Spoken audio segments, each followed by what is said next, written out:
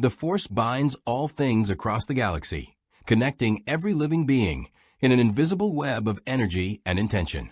It flows through Jedi and Sith, through the lowliest creature and the mightiest starship. But what happens when something arrives that the Force cannot touch?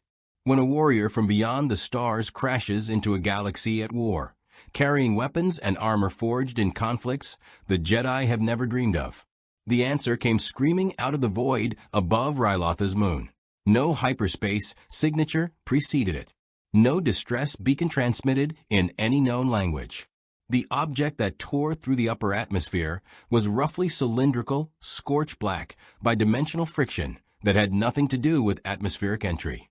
It tumbled end over end, shedding fragments of unknown alloys that burned like dying stars.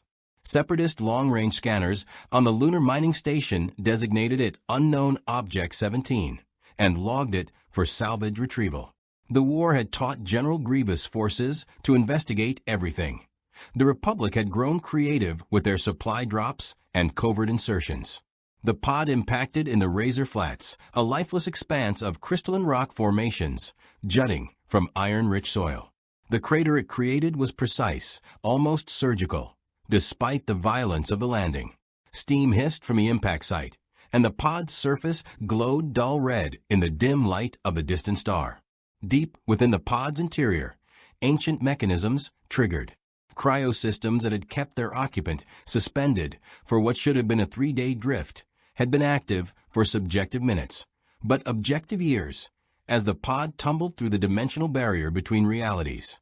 The seal cracked with a pneumatic hiss that echoed across the flats. Master Chief Petty Officer John 117 woke to error messages cascading across his HUD. His armor's diagnostics screamed warnings he'd never seen before. Dimensional shift detected. Slipspace matrix compromised. AI matrix corrupted. Location unknown. He pushed against the cryopod's restraints, and they snapped like wire. His augmented muscles, enhanced reflexes, and the Mjolnir armor's powered servos made short work of the damaged systems. Within seconds, he was standing on alien soil, MA-5D assault rifle in hand, motion tracker spinning uselessly as it tried to calibrate to an environment it had never been programmed to recognize. The sky was wrong. 2 small suns hung in a purple-tinged atmosphere, and the constellations, if he could call them that, bore no resemblance to any star chart in UNSC records. His armor's external temperature sensors registered the environment as hostile but survivable. Gravity was 0.97 Earth standard. Atmosphere was breathable, though his suit's filters activated automatically, scrubbing out trace toxins. "Cortana," he said, his voice quiet in the vastness. Static answered. Then fragments, corrupted data packets that might have once been her voice, now reduced to digital ghosts. The AI matrix housing had been catastrophically damaged during whatever had brought him here. He was alone, truly alone, for the first time since he'd been paired with a smart AI years ago. The silence in his helmet was deafening. Chief's training overrode the moment of loss. First priority, assess the situation. Second priority, establish a perimeter. Third priority, locate friendlies or identify hostiles. He checked his weapon. Half a magazine of 7.62 millimeters, rounds remaining. 2 fragmentation grenades. His energy shields hummed at 60% capacity, recharging slowly from the armor's fusion reactor. The Mjolnir Mark VI had taken damage, but it was operational. He'd fought Covenant fleets with less. The motion tracker pinged. Multiple contacts approaching from the north. Chief moved with the fluid economy of a Spartan, finding cover behind a crystalline outcropping that rose 3 meters high. He zoomed his visor's optics and felt his blood cool to combat temperature. The contacts weren't human. They weren't Covenant either. Droids. Dozens of them. Bipedal machines with skeletal frames and bulbous optical sensors, carrying weapons that resembled energy rifles, but with a different configuration than Covenant plasma repeaters. They moved in formation, disciplined, tactical. Behind them marched larger droids, broader and more heavily armored, with integrated arm cannons. At the center of the formation, a taller droid with a more sophisticated chassis gestured with surprising fluidity, its vocabulary producing sounds that Chief's translation software couldn't parse. The lead droid, designated B-1 by whatever manufacturer had built it, pointed directly at Chief's position. There. The Republic infiltrator. Blast him. Chief didn't hesitate. He'd learned long ago that when unknown hostiles open fire, you return the favor. His assault rifle barked, and 3 droids collapsed with precision headshots before the others could react. The larger droids, droidekas, his tactical subroutine labeled them, based purely on threat assessment, deployed energy shields and rolled forward with alarming speed. Their arm cannons lit up with blue bolts that impacted the crystalline rock, superheating it instantly. Blaster fire. Not plasma. Something else entirely. Chief's shields flared as a bolt clipped his shoulder, draining them by 15%. He rolled left, came up firing, and put controlled bursts into the droid formations. His rounds punched through their chassis with satisfying efficiency. Whatever alloy they were made from couldn't stand up to armor-piercing 7.62 mm tungsten. But there were too many, and his ammo counter was dropping fast. 30 rounds. 25. 20. Chief pulled a fragmentation grenade, cooked it for 1 second, and hurled it into the droideka cluster. The explosion sent shrapnel ripping through their shields and chassis, buying him precious seconds. He sprinted toward the fallen droids, grabbed one of their weapons, a blaster rifle, and tested its weight. Lighter than he expected. Trigger discipline felt wrong, but the weapon discharged when he squeezed, sending blue bolts downrange. Energy-based. Unlimited ammunition, as long as the power cell held. He adapted. That's what Spartans did. The battle lasted 4 minutes. When it ended, 37 droids lay scattered across the Razor Flats in various states of destruction. Chief stood among them, his Mjolnir armor scorched but intact, the captured blaster rifle held loosely in one hand. His assault rifle was dry, 0 rounds remaining. He'd have to rely on scavenged weapons now. The realization settled over him like a tactical assessment. He was cut off from the UNSC, cut off from resupply, cut off from everything he'd ever known. But he was alive. And where there were hostile forces, there was a war. Where there was a war, there were sides to choose, objectives to complete, missions to accomplish. Chief retrieved a droid's communication device and activated it. The languages were incomprehensible, but the tactical chatter was universal. Coordinates, unit designations, status reports. Someone would come to investigate the destroyed patrol. He needed to understand this place. He needed intelligence. And he needed to find out if there were any humans left in this strange galaxy. Chief looked up at the unfamiliar stars and did what he'd always done. He prepared for the next fight. If you want to see more characters enter the Star Wars galaxy, hit that subscribe button and drop the name of a character you'd want to see in the comments below. May the Force be with you. The Separatist command ship Invisible Hand received the distress signal 47 minutes after the patrol went silent. General Grievous studied the fragmented transmission with cold calculation, his mechanical fingers drumming against the tactical display. 37 battle droids destroyed. 0 confirmed Republic casualties. No orbital bombardment signatures. No starfighter activity. The efficiency was remarkable and deeply troubling. Magnify the crash site, Grievous rasped, his vocabulator grinding with metallic menace. The holographic display zoomed in, revealing the crater and the twisted remains of something that resembled no Republic escape pod in any database. The metallurgy was wrong. The design language was alien even to a galaxy that had cataloged millions of species and their technologies. And at the center of the carnage stood a single figure, humanoid in shape, but encased in armor unlike anything Grievous had seen. And he had killed Jedi, wearing every conceivable type of protection. Send a recovery team, Grievous ordered. I want that armor intact, and I want whoever is inside it brought to me alive. He paused, optical sensors narrowing. If possible. Chief had already moved 3 kilometers from the crash site by the time the second wave arrived. His motion tracker picked them up before they crested the ridge, lighter signatures this time, not the heavy tread of combat droids. He found cover in a collapsed mining tunnel, its entrance half buried by centuries of sediment. The blaster rifle he'd scavenged had perhaps 40 shots remaining based on the power cell's indicator. Not enough for a sustained engagement. Through his visor's enhanced optics, he watched them approach. These weren't droids. They were biological, humanoid, with chitinous skin mottled in greens and browns, equipped with mismatched armor and weapons that spoke of mercenaries or privateers. Scavengers, probably, drawn by the same signal that had brought the droids. One of them barked orders in a guttural language, and the others fanned out with professional efficiency. Bounty hunters.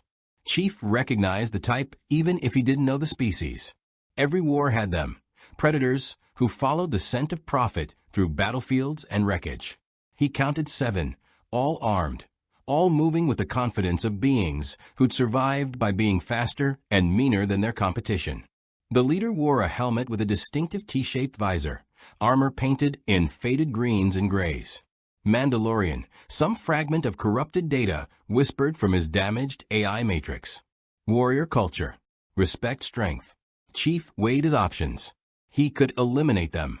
7 targets, confined space, element of surprise. But these weren't combatants in an active war zone. They were scavengers investigating a crash site.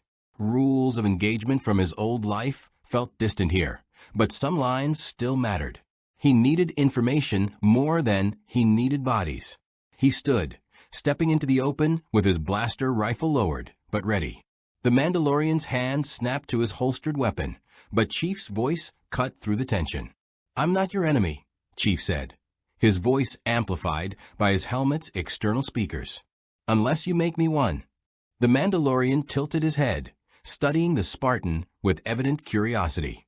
When he spoke, his voice carried through his helmet's vocabulator with a resonant, measured tone. "You're not Republic. You're not Separatist.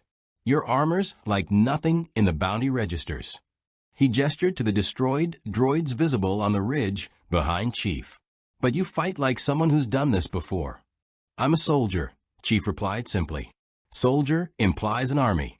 The Mandalorian's hand remained near his weapon. "You look like a one-man invasion force." "I'm looking for answers. Where am I?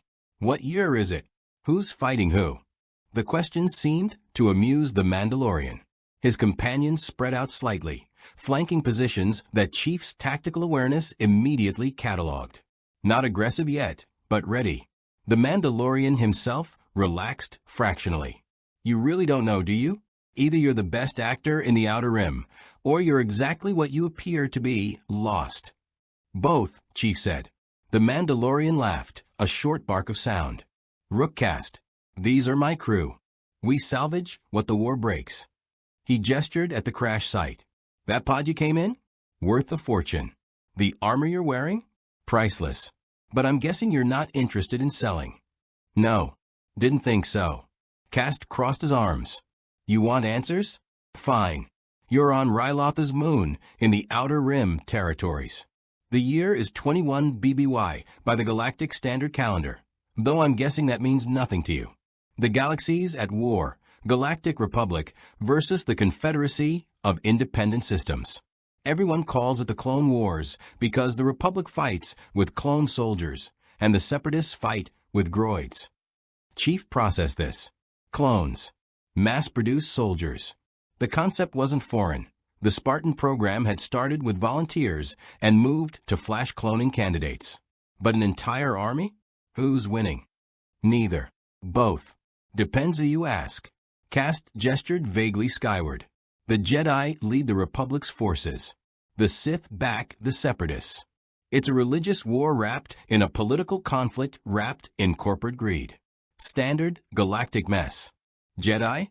Sith. Cast's helmet tilted again, as if he were reassessing Chief entirely. "You really are from somewhere else, aren't you?" He paused. "Force users. Mystics with laser, swords who can move things with their minds. Jedi claim to serve peace and justice. Sith want power and control. They've been fighting for thousands of years, and the rest of us get caught in the middle. Magic, or something close enough to it that it made no tactical difference. Chief had fought Forerunner constructs that defied physics and Covenant species who treated technology like religion. He could adapt to another galaxy's strangeness. What do you want, Cast? Smart question. The Mandalorian glanced back at his crew, then at Chief. Here's the situation. That pod is worth credits. You're worth more. Bounty hunters across 3 sectors are going to hear about the mystery warrior who destroyed a Separatist patrol. The Republic will want to recruit you or neutralize you. The Separatists will want your armor's technology. And people like me. He shrugged. We want a profit. But I respect a warrior when I see one. So I'll make you an offer. Come with us to our ship. We'll get you off this moon before both sides descend on this location. In exchange, you tell me where you really came from, and we figure out if there's profit in helping you. And if I refuse, then we part ways, and you take your chances with whoever shows up next. Probably won't be as reasonable as me. Chief's motion tracker pinged. New contacts inbound fast. Atmospheric craft, multiple signatures. The scavenger crew noticed them too, the distant whine of engines cutting through the thin air. Cast cursed in a language Chief's translator couldn't parse. Republic gunships, Cast said. Your choice, Spartan. Come with us and stay free, or meet the Jedi and see what they make of you. Chief looked at the incoming craft, then at the Mandalorian. He'd always worked within command structures, following orders and completing objectives. But there was no command structure here. No chain of command. No UNSC. For the first time in his life, Master Chief had to decide what his mission was. Get me off this moon, Chief said. Then we talk. Cast nodded, gesturing to his crew. Move. We've got 3 minutes before those gunships lock onto us. He started toward a camouflage ship nestled in a nearby ravine, then glanced back at Chief. Welcome to the Clone Wars, Spartan. Try not to pick a side too quickly. In this galaxy, everyone's lying about something. Chief followed, his shields recharging, his mind already working through the tactical implications of everything he'd learned. Clones, droids, Jedi, Sith, a galaxy at war. He'd fought for humanity's survival against extinction. He'd sacrificed everything to stop the Covenant and the Flood. Now he was somewhere beyond the edge of his own reality. And the only certainty was that war had found him again. It always did. The Crimson Talon broke atmosphere 12 seconds before the Republic gunships entered firing range. Chief watched through the viewport as Rylotha's moon shrank behind them, the razor flats becoming a gray smudge against rust-colored terrain. The ship itself was compact, a modified patrol craft with oversized engines and weapon systems that suggested Cast's crew did more than simple salvage. The interior smelled of recycled air, machine oil, and something organic he couldn't identify. Cast pulled off his helmet, revealing a scarred face with sharp features and calculating eyes. Human, or close enough that the differences didn't matter tactically. That was closer than I like, he said, setting course for the nearest hyperspace jump point. Republic's getting aggressive in this sector. They think the Separatists are planning something on Ryloth itself. Chief stood in the cramped crew compartment, his armor taking up space designed for beings considerably smaller. The other scavengers gave him a wide berth, though one, a reptilian creature with orange scales, kept staring at his shield's faint shimmer. How long until we jump? Chief asked. 10 minutes. Enough time for you to explain what you are. Cast leaned against the bulkhead, arms crossed. I've seen prototype armor before. I've fought alongside Mandalorians wearing Beskar that could shrug off blaster fire. But your shields? The way you move? That's not just armor. That's augmentation. Military-grade, deep tissue modification. So talk. Chief considered what to reveal. Operational security was instinctive, but Cast had honored his word so far. And Chief needed allies, or at least neutral parties, until he understood this galaxy's strategic landscape. I'm a Spartan. Special Operations soldier from the United Nations Space Command. We were fighting a war against an alien coalition called the Covenant. During an emergency slip space jump, something went wrong. I ended up here. Slip space. Cast frowned. Not hyperspace. Different technology. Same result. Faster than light travel. Chief gestured at his armor. The Mjolnir armor enhances my strength and speed. The energy shields can absorb directed energy weapons and kinetic impacts. I was augmented at age 14, reinforced skeletal structure, enhanced muscle density, improved neural connections. The crew exchanged glances. The reptilian, Cast called him SSLYTH. His something that sounded like appreciation or horror. Cast's expression remained neutral, but his eyes sharpened. Age 14. They turned you into a weapon as a child. I was trained to protect humanity, Chief said flatly. The Covenant glassed entire planets. Billions died. The Spartan program saved trillions. And now you're here, in a galaxy where everyone's dying for someone else's agenda. Cast pushed off the bulkhead and approached a tactical display showing the sector's hyperspace routes. The Republic uses clone soldiers, grown in tanks, programmed for obedience, deployed by the millions. The Separatists use droids, manufactured, expendable, controlled by central computers. Both sides claim they're fighting for freedom or security or justice. Both sides are being manipulated. By who? That's the question, isn't it? Cast pulled up a holographic display showing two figures. One wore brown robes and carried a cylindrical weapon, a lightsaber, Chief realized. The other was cloaked in darkness, features obscured. The Jedi say they serve the Republic and the Force, some mystical energy field that binds the galaxy. The Sith were supposed to be extinct, but everyone knows they're behind the Separatists. Count Dooku, former Jedi, leads their military. But there are rumors of another, a Sith Lord called Darth Sidious, pulling strings on both sides. Chief studied the images. Religious war, proxy conflict, hidden manipulator. It had the structure of an intelligence operation, not a conventional war. What's the strategic objective? What does either side actually want? Control. Cast deactivated the display. The Republic wants to maintain order and crush the Separatist rebellion. The Separatists claim they want independence from Republic corruption and taxation. But the real war is between Jedi and Sith, light side and dark side of the Force. Everyone else is collateral damage. The ship's proximity alarm chirped. Cast moved to the cockpit and Chief followed. On the sensor display, 3 contacts appeared. Republic light cruisers, moving to intercept. Cast swore. They're blocking the jump point. Must have tracked our ion trail from the moon. Can we outrun them? Not before they disable our hyperdrive. Cast's hands moved across the controls. They're hailing us. If I don't respond, they'll assume we're hostile and open fire. If I do respond, they'll demand we heave to for inspection. Either way, they find you. Chief assessed the tactical situation. 3 cruisers meant potentially hundreds of clone troopers, and at least 1 Jedi. Fighting through would be costly and draw attention he couldn't afford yet. Surrendering meant interrogation and possible imprisonment. What do the Republic forces do with unknown contacts? Detain, question, and either recruit or eliminate depending on threat assessment.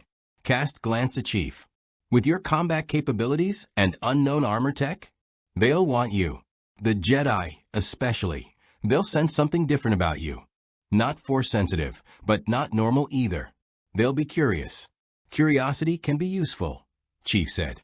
He'd infiltrated Covenant ships before, gathering intelligence while posing as captured. Sometimes the best way to understand an enemy or potential ally was from the inside. Open a channel. Tell them you're a salvage crew that found unknown wreckage. Tell them you have a survivor who needs medical attention. Cast studied him. You want to meet the Republic? The Jedi. I want information. They can provide it. Chief checked his weapons, the scavenge blaster rifle and 2 captured thermal detonators. Not enough to fight a cruiser's complement, but enough to escape if needed. I'll cooperate until I understand what I'm dealing with. If they try to imprison me, I'll leave. Just like that. Just like that. Cast shook his head, something like respect crossing his features. You're either very confident or very stupid. Maybe both. He opened the comm channel. Republic cruiser. This is the Crimson Talon, independent salvage vessel. We have encountered unknown wreckage on Rylotha's moon and recovered a survivor. He requires medical attention and debriefing. Requesting permission to dock. Static, then a crisp voice. Salvage vessel Crimson Talon. This is Republic Cruiser Negotiator. Maintain current heading and prepare for inspection. Any hostile action will be met with force. Acknowledge. Acknowledged Negotiator. Cast cut the channel and looked at Chief. The Negotiator is Obi-Wan Kenobi's flagship. He's one of the Republic's best generals. Also a Jedi Master, which means he can read minds, predict attacks, and slice through Durasteel with his lightsaber. Can he stop bullets? Depends how fast they're moving. Jedi reflexes are exceptional. Cast initiated docking procedures as the cruisers surrounded the Talon. Fair warning, Spartan. The Jedi will try to look into your thoughts. They'll want to know if you're a threat. If they decide you are, even your armor won't save you from a lightsaber through the chest. Chief had faced telepathic flood forms and Forerunner AIs that could predict his movements before he made them. He'd learned to guard his thoughts, to operate on pure reflex, and training where conscious thought could be exploited. Let them try. The docking clamps engaged with a heavy thud. Through the viewport, Chief saw the main hangar of the Negotiator, a massive space filled with Republic gunships, clone troopers in white armor, and at the center, two figures in Jedi robes. One was older, with a neat beard and patient eyes. The other was younger, dark-haired, with an intensity that radiated even at a distance. Obi-Wan Kenobi and Anakin Skywalker. Chief didn't know their names yet, but he recognized warriors when he saw them. They stood with the casual confidence of beings who'd survived countless battles, their hands resting near their weapons, not threatening, but ready. The boarding ramp lowered. Cass stepped beside Chief. Last chance to run. I don't run, Chief said, and walked down the ramp into the hangar. 50 clone troopers aimed their rifles at him. Chief's motion tracker lit up with targeting indicators. But he kept walking, steady and calm, until he stood 10 meters from the two Jedi. Obi-Wan stepped forward, his expression curious rather than hostile. Welcome aboard the Negotiator, Obi-Wan said, his voice cultured and measured. I am General Kenobi. This is General Skywalker. We received reports of an unusual crash on Rylotha's moon and a subsequent engagement with Separatist forces. I don't suppose you'd care to explain who or what you are. Chief met the Jedi's gaze through his gold-tinted visor. Master Chief Petty Officer John, 117. United Nations Space Command. Serial number classified. He paused. I'm a long way from home. Anakin's hand moved fractionally toward his lightsaber. Obi-Wan held up a restraining hand, never breaking eye contact with Chief. The Jedi's brow furrowed slightly, as if he were trying to solve a puzzle. Curious. I sense no deception from you, but also no presence. It's as if the Force simply passes around you. He tilted his head. Tell me, Chief, why did you destroy a Separatist patrol? They fired first, Chief said simply. I returned fire. Standard engagement protocol. Standard for whom? Anakin interjected, his tone sharp. You're wearing armor we can't identify, carrying weapons we've never seen, and you appeared out of nowhere in a war zone. For all we know, you're a Separatist weapon. If I were, you'd already be dead, Chief said, without inflection. The hangar went silent. 50 rifles raised fractionally. Anakin's hand closed around his lightsaber hilt. But Obi-Wan laughed, a genuine sound that broke the tension. Well, that's certainly direct. He studied Chief with renewed interest. I believe you may be telling the truth, Chief. Which raises a fascinating question. If you're not with the Republic or the Separatists, what exactly do you intend to do in our galaxy? Chief considered the question. He'd always had orders, always had a mission. But here, now, there was no one to give him either. He thought of Cortana's last fragmented message, of the UNSC's final transmission before slipspace had torn reality apart. Asterisk protect humanity. Complete the mission. Survive, asterisk. I need to understand this conflict, Chief said finally. Then I'll decide where I stand. Obi-Wan nodded slowly. A reasonable answer. Perhaps we can help with that understanding. in exchange for information about where you came from and what capabilities that remarkable armor provides. He gestured toward the hangar's interior. Come, let's discuss this somewhere more comfortable. And please, Chief, no sudden movements. My troopers are trained to shoot first and regret it later. Chief lowered his captured blaster rifle and handed it to the nearest clone. Understood. As he walked between the two Jedi deeper into the cruiser, Anakin leaned toward Obi-Wan and whispered, Master, we should restrain him. We don't know what he's capable of. I think we're beginning to, Obi-Wan replied quietly. And that, my young apprentice, is precisely why I'd rather have him as a guest than an enemy. Chief said nothing. He was inside the Republic's command structure now, with access to their intelligence and strategic planning. He'd learn what he needed to know, and then he'd decide if this war was worth fighting, and which side deserved a Spartan's loyalty, if either did. The briefing room aboard the Negotiator was austere. Smooth Durasteel walls, a central holoprojector, and seating designed for function over comfort. Chief stood rather than sat, his armor's bulk making the chairs impractical. Obi-Wan and Anakin took positions across from him, while a holographic figure shimmered into existence, a blue-tinted woman with an elegant bearing and shrewd eyes. This is Senator Padme Amidala of Naboo, Obi-Wan explained. She's been briefed on your unusual arrival, given the political implications of an unknown military asset appearing in Republic space. She requested to participate in this conversation. Chief nodded acknowledgement. He'd dealt with politicians before. Dr. Halsey had taught him to recognize when science ended and policy began. The senator studied him with the same analytical intensity he'd seen in ONI debriefings. Master Chief, Padme began, her voice steady despite the obvious strangeness of the situation. General Kenobi tells me you claim to be from beyond our galaxy, that you arrived here through some accident of technology. I'm certain you understand how improbable that sounds. I understand, Chief said. Doesn't make it less true. Anakin leaned forward. Your armor. Those energy shields. We've run preliminary scans. The technology is unlike anything in Republic or Separatist databases. The metallurgy alone would take our engineers months to reverse engineer. So either you're the most elaborate spy in galactic history, or you really are what you claim to be. I'm a soldier, Chief repeated. I was fighting the Covenant, an alliance of alien species intent on exterminating humanity and activating ancient weapons called Halo Rings. During an emergency faster-than-light jump, my ship intersected with something that brought me here. I don't know if I can get back. I don't know if my galaxy even still exists from this reference frame. The three exchanged glances. Obi-Wan stroked his beard thoughtfully. The Force works in mysterious ways. Perhaps it brought you here for a reason. I don't believe in destiny, Chief said. I believe in tactics, objectives, and completing the mission. Then what is your mission now? Padme asked, her tone probing but not hostile. Chief considered his answer carefully. Truth was a weapon. Used correctly, it built trust. Used carelessly, it exposed vulnerabilities. Survival. Intelligence gathering. Eventually, finding a way home, if that's possible.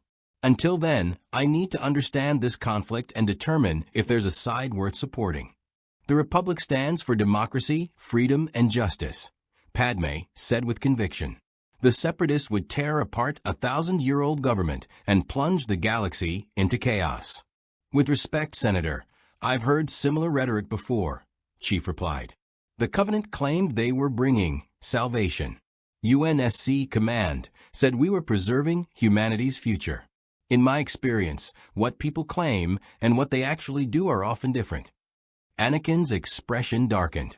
You're comparing the Republic to some alien death cult? I'm saying I make my own assessments. Chief's tone remained level, clinical. From what I've observed, the Republic uses clone soldiers, mass-produced, chemically conditioned for obedience, deployed as expendable assets. The Separatists use droids, programmed, disposable, controlled centrally. Both sides have legitimate grievances and propaganda machines. Both claim moral superiority. Neither has shown me why I should die for them. The silence that followed was heavy. Padme's hologram flickered slightly, her expression troubled. Obi-Wan's patient demeanor didn't change, but Chief sensed the evaluation occurring behind those careful eyes. Anakin looked ready to argue, his hand twitching toward his lightsaber. "You're right," Obi-Wan said finally, surprising everyone. "About the clones, at least partially. They are created for war, trained from birth, and their choices are limited. But they are also individuals, brothers who protect each other, soldiers who choose courage over cowardice. I've fought beside them for years. They're more than biological machinery. And the war itself," Chief pressed. "What's the strategic endgame? How does either side achieve lasting victory?" Anakin stood abruptly. "By crushing the Separatists before they destroy the Republic. By stopping Count Dooku and his Sith Master before they enslave the entire galaxy. It's not complicated. It's never that simple," Chief said. "Wars don't end with one battle. They end when the underlying conflict is resolved economically, politically, ideologically. Military victory, without addressing root causes, just creates the next war." Spoken like someone who's never had to make impossible choices, Anakin shot back. "When civilians are dying and planets are burning, you don't have the luxury of philosophical debate. You act." "I've made those choices," Chief said quietly. "I've watched entire colonies burn. I've sacrificed soldiers under my command to complete objectives. I've killed thousands, maybe millions, to save billions. Don't lecture me about impossible choices, General Skywalker." The temperature in the room seemed to drop. Anakin's eyes flashed with something dangerous, and Obi-Wan placed a restraining hand on his former apprentice's shoulder. "Anakin, he's not our enemy." "Then what is he?" Anakin demanded. "Because right now, he sounds like a mercenary waiting to see who offers the best deal." Chief met the younger Jedi's glare without flinching. "I'm a soldier trying to understand what I'm fighting for. In my galaxy, I knew. Here, I don't. That makes me cautious, not mercenary." Padme's hologram intervened. "Perhaps we're approaching this wrong. Chief, you say you need intelligence to make an informed decision. What if we provided it? Full access to Republic strategic databases, political briefings, even observation of our operations. See how we fight, who we protect, what we stand for. Then decide if we're worth your support." It was a calculated offer, transparency as recruitment tool. But it also gave Chief exactly what he needed. "What's the catch?" "You submit to a medical evaluation," Obi-Wan said. "Not to weaponize your augmentations or steal your technology, but to ensure you're not carrying biological threats or technological hazards. You also agree to limited monitoring. We need to know you're not feeding intelligence to the Separatists. And if I refuse, then we part ways at the nearest neutral station, and you navigate this galaxy on your own." Obi-Wan's expression remained open, genuine. "I won't imprison someone who hasn't committed crimes against the Republic. But I also can't give classified intelligence to a complete unknown." Chief ran the tactical calculus. The medical evaluation would reveal his Spartan augmentations, possibly compromise Mjolnir armor specifications. Monitoring meant limited operational freedom, but the alternative was navigating blind through a galactic war with no allies, no resupply, and no mission parameters. Strategic intelligence was worth the temporary vulnerability. "Agreed," Chief said. "With conditions. Your medical team examines me, not your technology. The armor stays sealed except for emergency repair. And the monitoring is reciprocal. I get access to your tactical briefings, mission planning, and strategic assessments. If I'm going to trust you, you trust me." Anakin looked ready to object, but Padme spoke first. "Acceptable. General Kenobi." Obi-Wan nodded slowly. "Very well. Though I suspect our medical team will have some interesting findings." He stood, gesturing toward the door. "We're currently en route to Christophsis. A Separatist blockade has trapped Republic forces on the surface, and we're part of the relief fleet. You'll have an opportunity to observe Republic military doctrine firsthand. After that, we'll see if the Jedi Order and a Spartan super soldier can find common ground." As they exited the briefing room, clone troopers fell into escort formation around Chief, not threatening, but vigilant. One trooper, designated by orange markings on his armor, kept pace beside him. "Sir," the clone said, his voice identical to every other clone Chief had heard, yet somehow distinct in inflection. "Commander Cody, I'll be your liaison during your time aboard." General Kenobi thought a soldier would relate better to another soldier. Chief studied the clone's armor, Republic design, inferior to Mjolnir in every measurable way, but functional and battle-tested. "Commander, your unit, 212th Attack Battalion, Ghost Company. We've been fighting since Geonosis, the first battle of the war. Seen more action than most clones survive." Cody's tone held professional pride without arrogance. "I've reviewed the reports from the Separatist patrol you destroyed. 37 units neutralized, 0 casualties on your side, minimal ammunition expenditure. That's impressive even by ARC Trooper standards." "Standard engagement," Chief said. "They were poorly coordinated. Central control makes them predictable. Most people don't survive their first encounter with B-2 super battle droids," Cody observed. "You adapt fast. Adaptation is survival." They walked in silence for a moment, passing clone troopers who paused to stare at Chief's armor. Cody noticed, "You're going to be famous, sir. Or infamous. Word spreads fast in a clone army. We're all connected through the same training protocols and command structure. By now, every clone in the fleet knows about the mystery warrior in golden armor. Some think you're a new type of weapon. Others think you're a Jedi secret project. A few think you're a Sith. What do you think?" Cody's helmet turned toward him.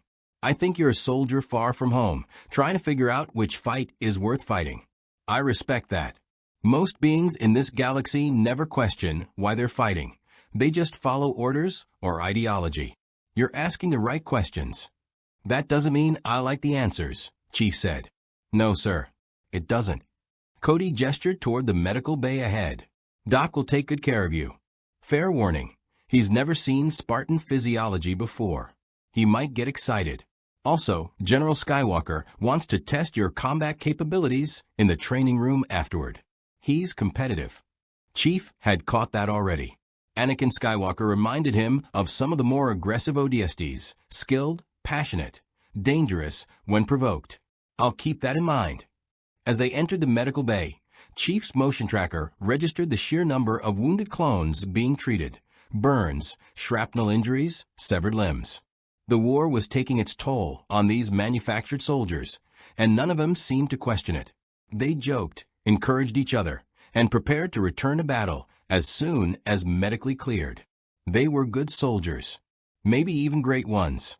But Chief couldn't shake the fundamental wrongness of creating sentient beings specifically to die in someone else's war. The Spartan 2 program had been morally gray, taking children and turning them into weapons. But at least Spartans had been born naturally, had possessed some agency before their augmentation. These clones never had a choice. They were born into war and would die in it, serving a republic that viewed them as expendable resources rather than citizens. Chief was beginning to understand why this war felt wrong. The question was whether the alternative, separatist victory, would be any better, or if there was a third option he hadn't seen yet. The medical examination took 3 hours and left the Republic's chief medical officer visibly shaken. Dr. Maris stood before the holographic scans of Chief's skeletal structure, neural pathways, and muscular density with the expression of someone whose understanding of biology had been fundamentally challenged. "This is impossible," Maris muttered, zooming in on Chief's reinforced femur. "Your bones have been laced with a ceramic carbide compound. Your muscle tissue has been enhanced at the cellular level. Density exceeds baseline human norms by 300%. Your neural pathways show artificial acceleration of synaptic responses." He looked at Chief, who stood impassively in his bodysuit, the Mjolnir armor carefully stored nearby. "You were subjected to these procedures as a child." 14, Chief confirmed. Survival rate was approximately 50%. Those who survived became Spartans. 50%, Maris repeated hollowly. and the Republic thought the Kaminoans' cloning process was ethically questionable. He deactivated the scans. I won't lie to you, Chief. What was done to you in Republic space, it would be considered a crime against sentient rights. Child experimentation, forced augmentation, military conscription of minors. We volunteered, Chief said, though the word felt hollow even to him. How much choice did a 6-year-old really have when Dr. Halsey had selected them? Did you? Maris's tone wasn't accusatory, just weary. I've patched up clone troopers who were born 10 years ago and will be dead within 5 more. I've treated Jedi younglings, scarred by battles they shouldn't have witnessed. This war has shown me what civilizations do when they're desperate. They sacrifice their children and call it necessity. He sighed. You're healthy, Chief. Remarkably so. Your augmentations are stable, and I detect no biological threats. But if you want my medical opinion, you've been a weapon for so long, I don't know if you remember how to be anything else. Chief pulled his armor back on piece by piece, the familiar weight settling over him like a second skin. I'm a soldier, Doctor. That's all I've ever been. All I need to be. Maybe in your galaxy, Maris said quietly. But here, maybe you can be more. The training room was a cavernous space designed for Jedi sparring and clone combat drills. Anakin Skywalker stood at its center, lightsaber deactivated but held ready, while Obi-Wan observed from the observation deck with Commander Cody and several other officers. The news of the impending sparring match had spread. At least 50 clone troopers lined the upper galleries, eager to watch. Chief entered from the opposite door, empty-handed. Anakin frowned. No weapons. Don't need them, Chief said, crossing to the center of the mat. Anakin's expression shifted. Was that offense or excitement?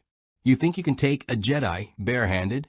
I think I can survive long enough to assess your capabilities, Chief corrected. Combat evaluation, not a death match. Unless you had something else in mind. Just a friendly test, Obi-Wan called down, though his tone suggested amusement. Anakin, try not to dismember our guest. No promises, Anakin muttered, but he set his lightsaber aside and dropped into a fighting stance. Hand to hand, then. Let's see what Spartan training looks like. They circled each other. Chief's threat assessment algorithms ran automatically, cataloging stance, weight distribution, breathing patterns. Anakin moved with fluid grace, his footwork suggesting multiple martial arts disciplines synthesized into something uniquely effective. But there was something else, a prescience in his movements, as if he were reacting to attacks before they came. The Force. Precognition. Tactical disadvantage. Chief struck first, a testing jab, fast but not full power. Anakin slipped it easily, countering with a palm strike toward Chief's solar plexus. Chief absorbed the impact on his armor's energy shields, which flared but held.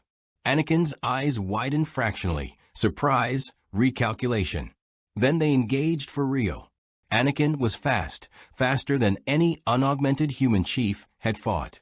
His strikes came from unpredictable angles, leveraging the Force to enhance his speed and strength beyond biological limits.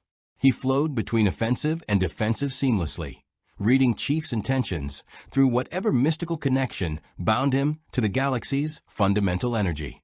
But Chief had fought precognitive enemies before. Forerunner constructs that could predict movement. Flood forms that anticipated tactics. The solution was simple. Fight without thought. Pure reflex, muscle memory. Patterns drilled so deep they bypassed conscious decision-making. He became mechanical. Each block, strike, and counter flowed from Spartan combat doctrine ingrained through decades of training. His augmented reflexes matched Anakin's Force-enhanced speed. His superior strength forced the Jedi to give ground. His armor's shields absorbed strikes that would have incapacitated an unarmored fighter. Anakin adapted, targeting joints and gaps in the armor. His precision was surgical, exploiting every microscopic opening. But Chief had fought in damaged armor before, had continued missions with cracked ribs and internal bleeding. Pain was data. Injury was a tactical consideration, not a deterrent. 3 minutes in, Chief caught Anakin's wrist mid-strike, twisted, and executed a textbook Spartan takedown. Anakin hit the mat hard, but rolled through it, creating distance. His expression had shifted from competitive amusement to focused intensity. "You don't fight like anything I've encountered," Anakin said, breathing harder now. "No wasted movement. No emotion. It's like fighting a droid with creativity. Efficiency is survival," Chief said. His shields had dropped to 40%. Anakin's strikes were taking their toll. "Let's see how you handle this." Anakin raised his hand, and Chief felt an invisible force grip his armor. The Jedi gestured, and Chief's feet left the ground. Telekinesis. Chief remained calm, assessing. If Anakin could lift him, he could also throw him. Vulnerability. Mid-air maneuverability was limited. Solution. Force Anakin to drop him. Chief activated his armor's thruster pack, a short burst uncontrolled, but enough to destabilize Anakin's telekinetic grip. He dropped, rolled, and came up moving. Anakin's concentration had broken for a fraction of a second. Chief used it, closing the distance before the Jedi could re-establish his force grip. The next exchange was brutal. Chief landed a solid hit to Anakin's ribs. Anakin responded with a force-enhanced strike that cracked Chief's shields entirely and sent him sliding backward. They both paused, breathing hard, evaluating. "Enough," Obi-Wan called down. "I think we've established that both of you are formidable combatants. Continuing would only result in injuries neither of you can afford before Christophsis." Anakin lowered his hands, though Chief saw the competitive fire still burning in his eyes. "You're good," the Jedi admitted. "Maybe not good enough to beat me with a lightsaber, but good enough that I wouldn't want to fight you if I didn't have to." "Same," Chief said, his shield slowly recharging. "Your precognition is a significant advantage. In a lethal engagement, I'd need ranged weapons and tactical positioning to compensate." "Always the analyst," Anakin observed, but there was respect in his tone now. He retrieved his lightsaber and offered his hand. Chief gripped it. Anakin's strength was impressive even without force enhancement. The clone troopers in the galleries were chattering excitedly. Commander Cody descended to the training floor, his helmet tucked under one arm, an expression of professional appreciation on his scarred face. "That was educational, sirs. I've never seen anyone match General Skywalker without force powers. The men are impressed." "The men should focus on their own training," Anakin said, but without heat. He looked at Chief. "You said you're evaluating whether the Republic is worth fighting for. What's your assessment so far?" Chief considered carefully. "Your soldiers are disciplined and loyal. Your Jedi are skilled warriors with genuine conviction. Your medical staff care about their patients beyond tactical utility. Senator Amidala asks hard questions and expects real answers." He paused. "But I've also seen how you use clones, born to die in your war. I've seen the scale of casualties in your medical bay. And I haven't seen evidence of a strategic endgame beyond defeat the Separatists. Military force without political solution is just perpetual conflict." Obi-Wan joined them on the floor. "You're not wrong. The Jedi Order has become generals in a war we were meant to prevent. The Republic Senate is paralyzed by politics while systems burn. And yes, the clones deserve better than they receive." His expression was troubled. "But the alternative is separatist victory, which means rule by corporate interests and Sith manipulation. Count Dooku's master, whoever he is, wants something darker than political independence. We fight because letting evil triumph unopposed is worse than the costs of resistance." "Lesser of two evils?" Chief asked. "Unfortunately, yes." Chief had heard similar justifications before. ONI had authorized morally questionable operations to save humanity. Dr. Halsey had kidnapped children to create Spartans because the alternative was human extinction. Sometimes there were no good choices, only less terrible ones. But he'd also learned that accepting the lesser evil too readily led to moral erosion, that righteousness could become rationalization, that the road to atrocity was paved with tactical necessities. "I need to see this war firsthand," Chief said. "Christophsis, show me how the Republic fights. Show me what you're protecting. Then I'll decide if I'm in." "Fair enough," Anakin said. "Just don't expect it to be clean. War never is."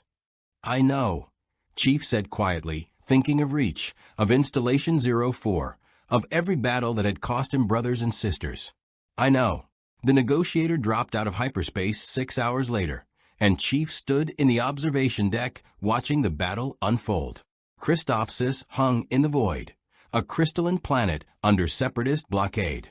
Republic cruisers exchanged fire with Separatist capital ships, while starfighters swarmed like insects. On the planet's surface, sensors showed Republic forces pinned down in the capital city, surrounded by droid armies. Obi-Wan stood beside him, studying the tactical display.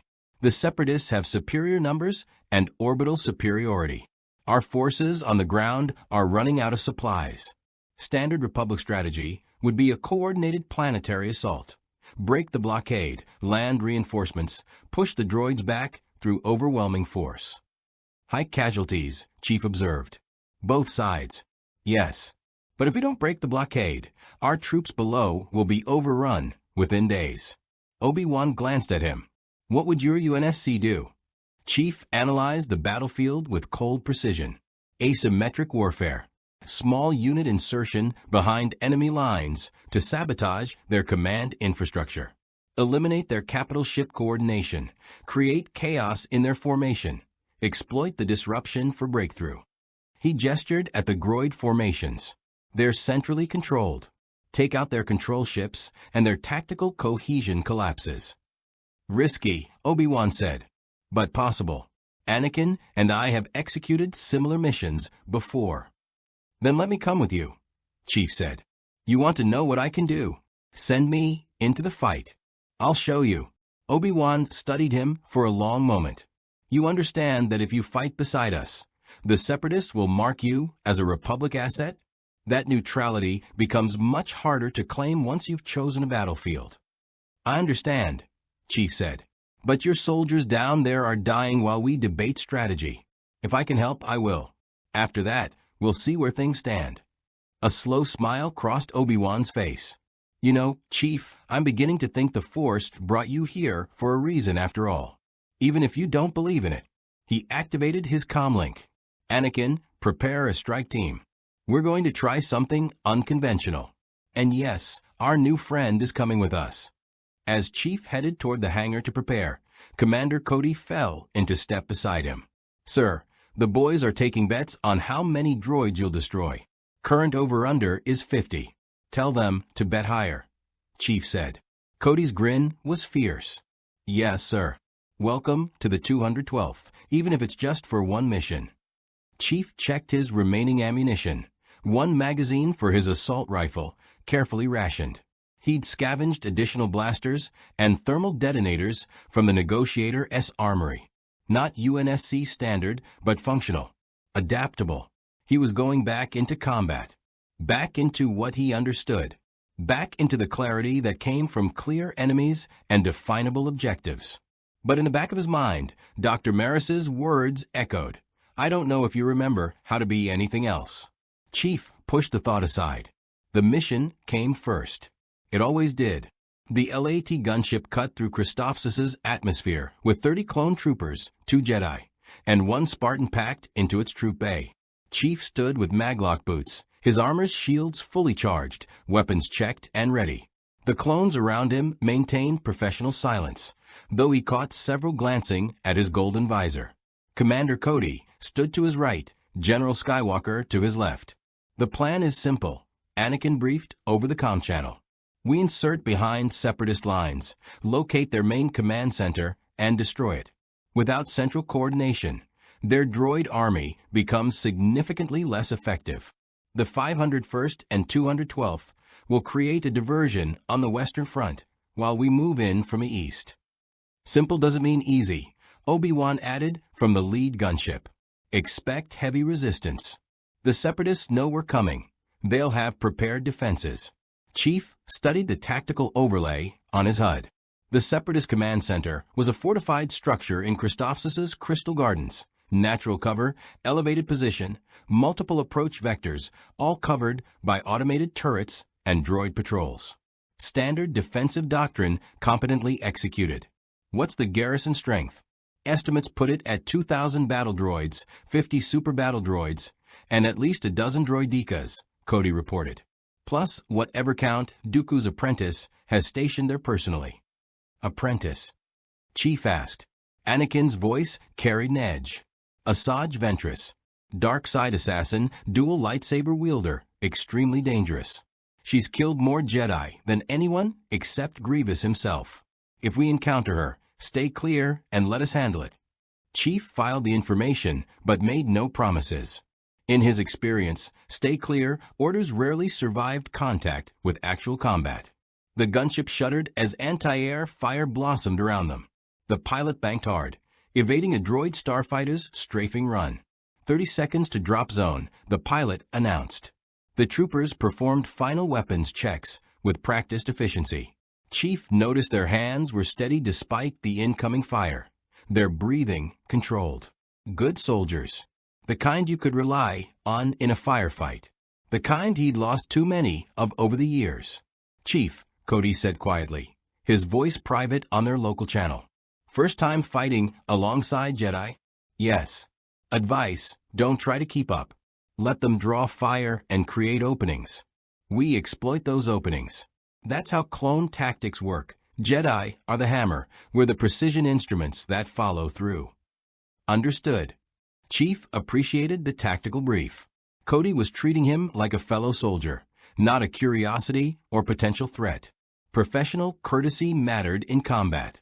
The gunship's bay doors opened, and Christophsis's crystal landscape rushed up to meet them. Chief dropped 10 meters, his armor's shields absorbing the impact, and came up with his scavenge blaster rifle already tracking targets. The clone troopers deployed in textbook formation, covering fire overlapping fields, designated marksmen taking elevated positions. Then the Jedi entered the fight, and Chief understood why Cody had warned him. Obi-Wan and Anakin moved like nothing Chief had ever encountered. They deflected blaster bolts with their lightsabers, the plasma blades whirling in defensive patterns that seemed impossible to maintain. When they attacked, their strikes were surgical.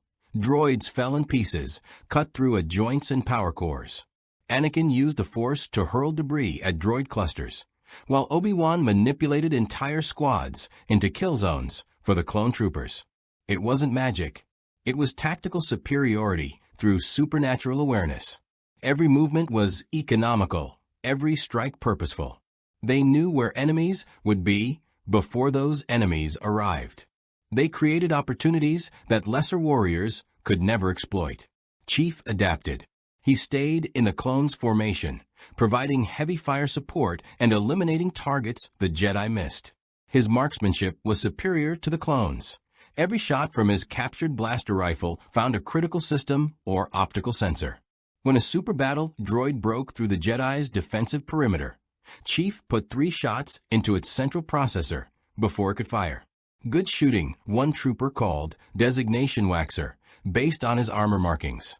Chief didn't respond, already tracking the next target. A droideka rolled into position, shields deploying, arm cannons spinning up.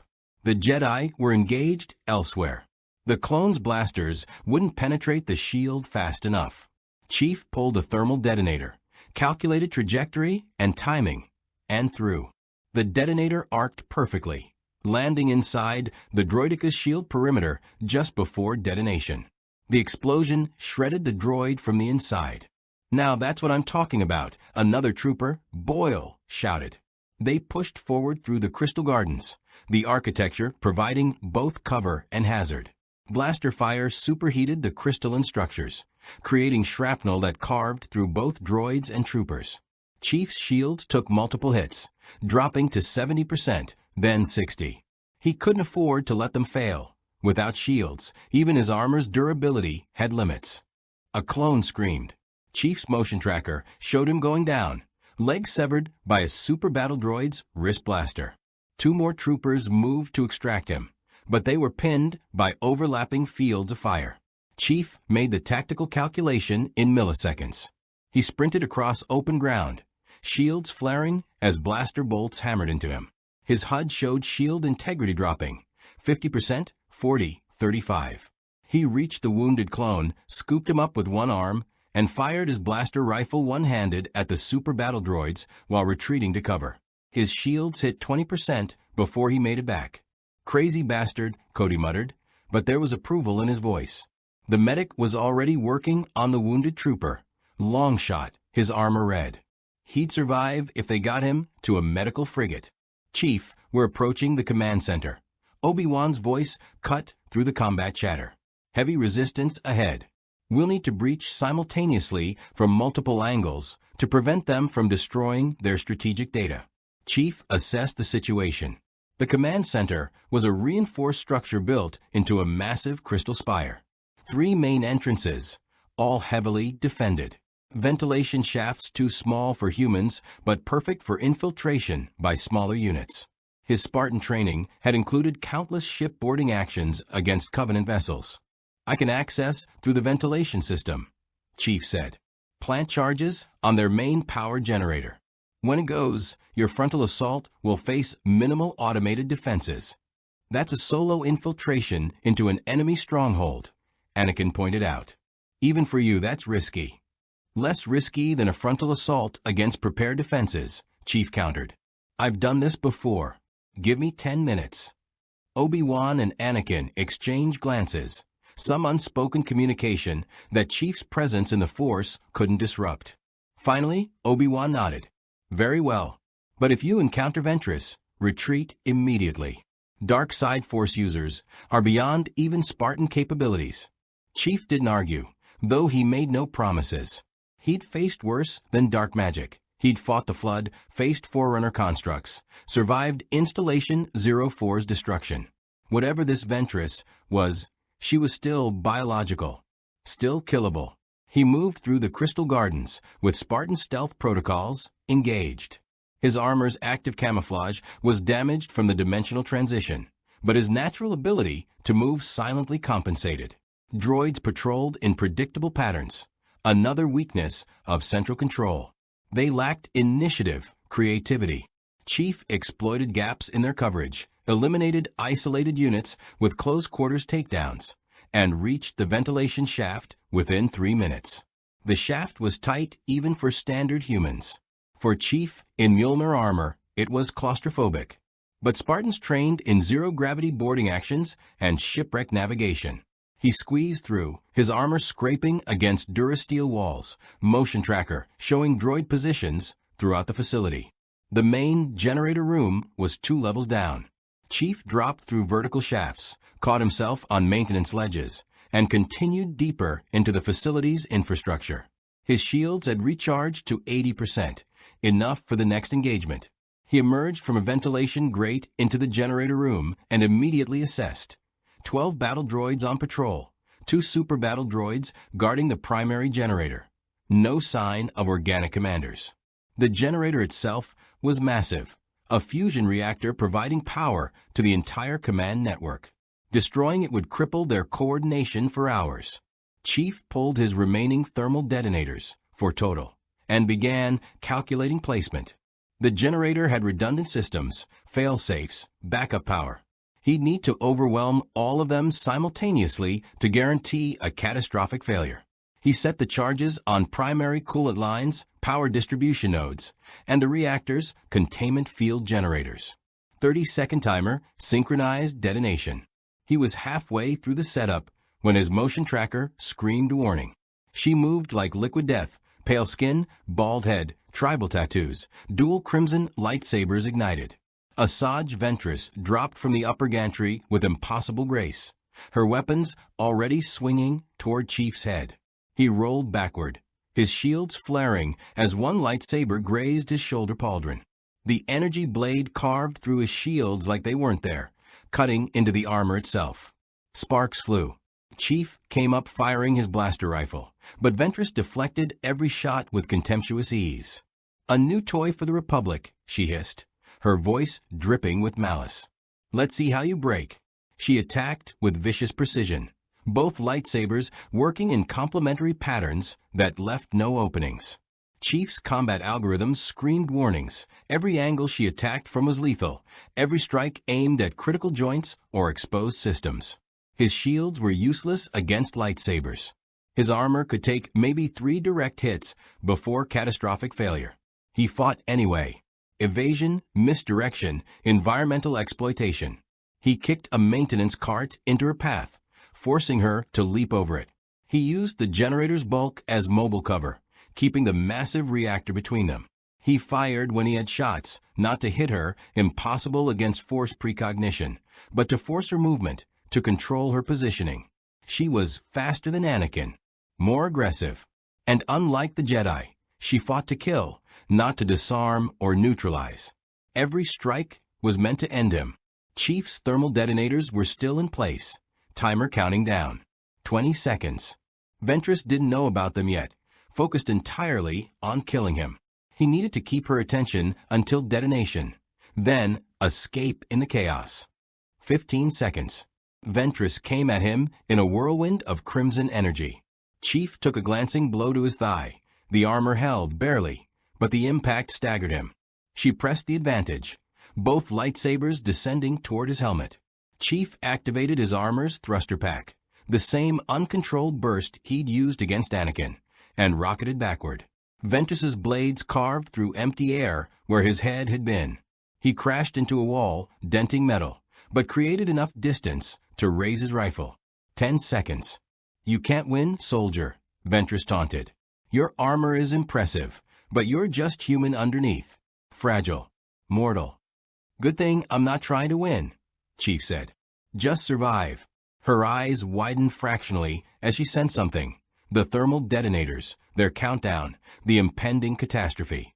She reached out with the Force, trying to deactivate them, but Chief had disabled their remote access. Manual triggers only. 3 seconds. Ventress ran for the exit. Chief did the same, sprinting toward the ventilation shaft. The detonators ignited simultaneously, and the generator exploded with apocalyptic force. The shockwave caught Chief mid-leap, hurling him through the ventilation shaft like a missile. His shields absorbed what they could, then failed catastrophically. His armor took direct impact damage, systems screaming warnings. He tumbled through crystal gardens, smashed through a droid patrol, and finally stopped when he cratered into a crystal outcropping. His HUD was a cascade of red warnings. Shields offline. Left arm servos damaged. Structural integrity compromised in 3 locations. But he was alive, and through the ringing in his ears, he heard explosions throughout the command center. Systems failing, droids going offline, the entire facility entering cascading collapse. "Chief, report." Obi-Wan's voice cut through the static. "Mission accomplished," Chief managed. "Command center is offline. Ventress encountered. Still operational. Can you move?" Chief stood, testing his damaged armor. Everything still functioned, just not optimally. Affirmative. Returning to rally point. He limped through the gardens as Republic forces pushed forward, exploiting the chaos he'd created. Clone troopers cheered as they advanced against suddenly uncoordinated droids. The Jedi cut through defensive positions that no longer had strategic coordination. The battle for Christophsis's command center was won. Chief had helped win it. He'd chosen a side, even if just for one mission. And somewhere in the facility's ruins, Asajj Ventress survived, already planning revenge against the golden-armored warrior who'd nearly killed her. The victory on Christoph Isis was swift after the command center's destruction. Without centralized coordination, the separatist droid army fragmented into isolated units that the Republic forces systematically eliminated. By nightfall, the Crystal Gardens were littered with destroyed battle droids, their optical sensors dark, their weapons silent. The clone troopers set up a perimeter, while medical teams treated the wounded and engineers assessed structural damage. Chief sat on a collapsed crystal pillar, while a Republic technician examined his armor.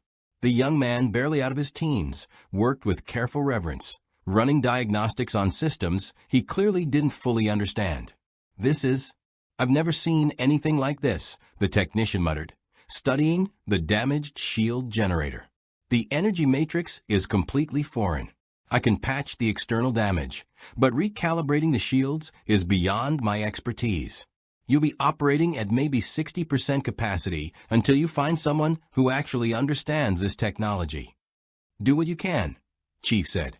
60% was better than nothing. He'd fought entire battles with worse.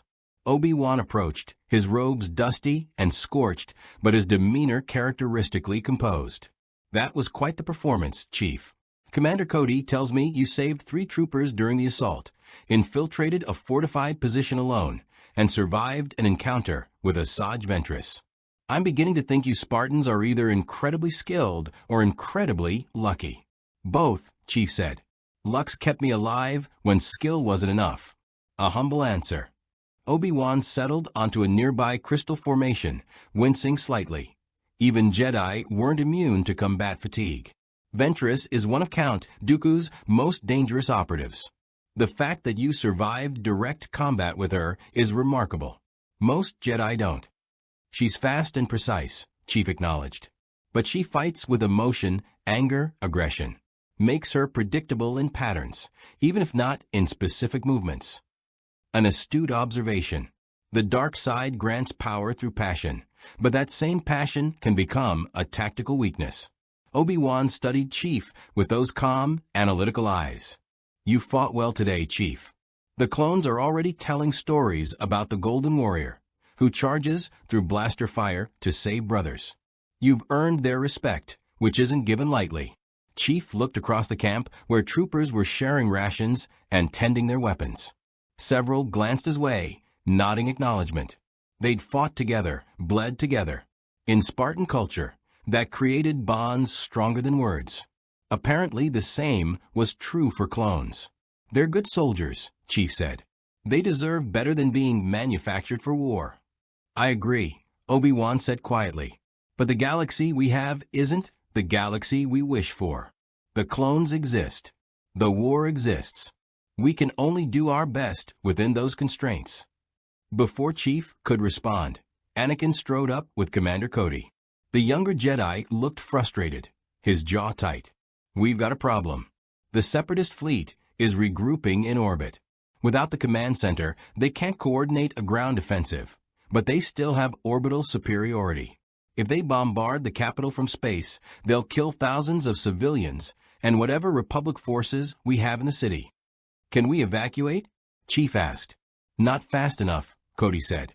We'd need at least 12 hours to evacuate the civilian population. Intelligence suggests the Separatists will begin bombardment within 6. Obi-Wan stroked his beard thoughtfully. Then we need to eliminate the fleet or force them to withdraw. A direct assault would be costly. Our naval forces are already stretched thin, and we take significant casualties breaking through their defensive formations. Chief accessed his HUD's tactical database, pulling up what data he had on Separatist capital ships. Standard configuration. Command bridge at the superstructure's peak. Primary reactor deep in the engineering section. Shield generators distributed across the hull. Vulnerable points existed, but exploiting them required close-range insertion. What if we board their flagship? Chief suggested. Small strike team, surgical insertion via stealth approach. Eliminate the commanding officer. Sabotage the reactor. The rest of the fleet loses coordination and retreats to regroup. That's suicide, Anakin said flatly. Separatist capital ships have thousands of battle droids, internal defenses, automated turret systems.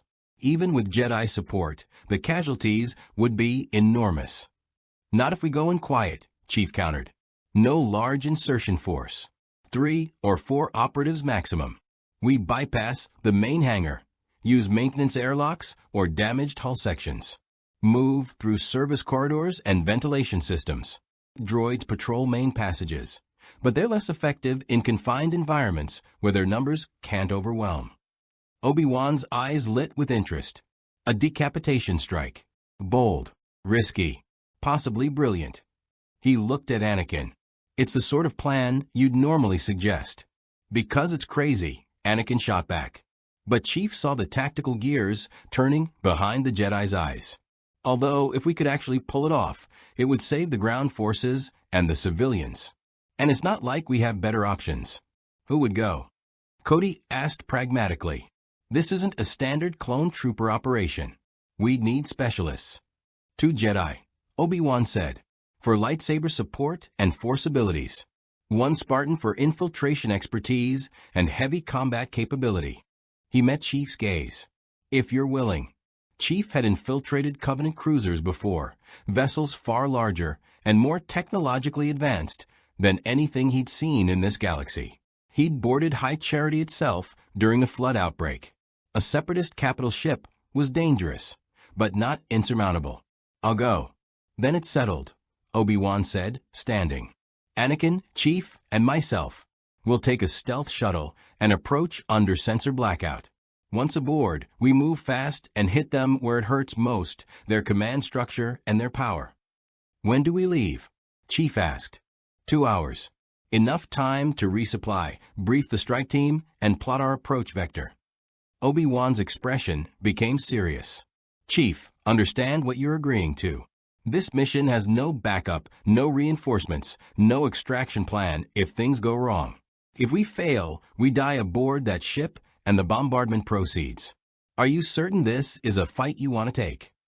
Chief thought of the clone troopers he'd saved, of the civilians sheltering in Christophsis' capital, of the strategic implications of allowing the Separatists to hold orbital superiority. He thought of Dr. Halsey's final words before the Forward Unto Dawn had launched. Asterisk soldiers aren't machines, John. They're men and women who choose to fight. Never forget that choice matters. Asterisk. He'd evaluated the Republic. He'd seen their flaws, the clone exploitation, the endless war, the political paralysis. But he'd also seen their courage, their commitment to protecting civilians, their willingness to fight for something beyond self-interest. It wasn't perfect, but it was something worth protecting until he found something better. I'm in, Chief said. Cody stepped forward.